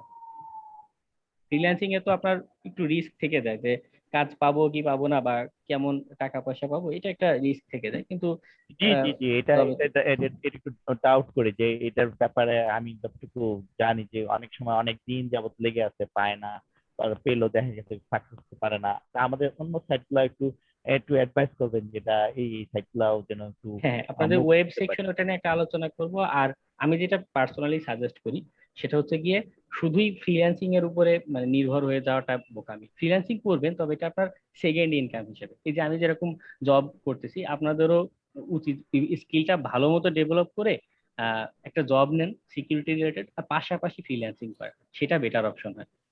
ঠিক আছে? জবটা কি দেশীয় জব হলে বেটার হয় না বাইরে রিমোট জব? এখানে রিমোট জব আপনি অ্যাপ্লাই করতে থাকবেন, কারণ বাংলাদেশে এখনো মার্কেটটার অবস্থা খারাপ, সব জব তেমন একটা পাওয়া যায় না। যা জব আছে সবাই 5 বছরের অভিজ্ঞতা আগেই লিখে রাখে। ঠিক আছে? কোম্পানির বয়স 5 বছর হোক না হোক, সে এমপ্লয়ি চাচ্ছে এরকম 5-7 বছরের অভিজ্ঞতা। তো এই একটা অসুবিধা আছে। হ্যাঁ হ্যাঁ, একটা প্রবলেম। জি জি, হ্যাঁ, এটাও আপনি শুনছি যে বাইরের গুলো একটা অ্যাপ্লাই করতে, অভিজ্ঞতা। রিমোট জব অ্যাভেলেবল আছে বেশ রিমোট। ভাইয়া ওই যে আমাদের সার্টিফিকেট তো একদম দুর্বল, যে জিনিসটা আমরা ওই দেশীয় জবের ক্ষেত্রে যেমন তাদের কোন অভিজ্ঞতা সার্টিফিকেট? যেমন ওই যে যারা এই প্রাতিষ্ঠানিক, যেমন আপনি ওই ডক্টর থেকে একটা সার্টিফিকেট আছে, যেটা আমাদের তো একদম ওই ক্ষেত্রে নাই। কিছু ইউনিভার্সিটি, কিছু ভালো ভালো ভালো প্রতিষ্ঠান থেকে সার্টিফিকেট থাকে, যারা ওরা অ্যাপ্লাই করতে সাহস পায় বা ওটা গ্র্যান্ট করে। কিন্তু আমাদের ক্ষেত্রে তার ওই সুযোগটা নেই। তো এই ক্ষেত্রে আপনার পরামর্শ কি? এক্ষেত্রে হচ্ছে কি আপনার স্কিলটা প্রথমে ডেভেলপ করলেন, আর পাশাপাশি নেটওয়ার্কিংটা করতে হবে। বিভিন্ন মানুষের যারা মনে করেন এরকম সিকিউরিটি নিয়ে কাজ করতেছে তাদের সাথে পরিচিত হন।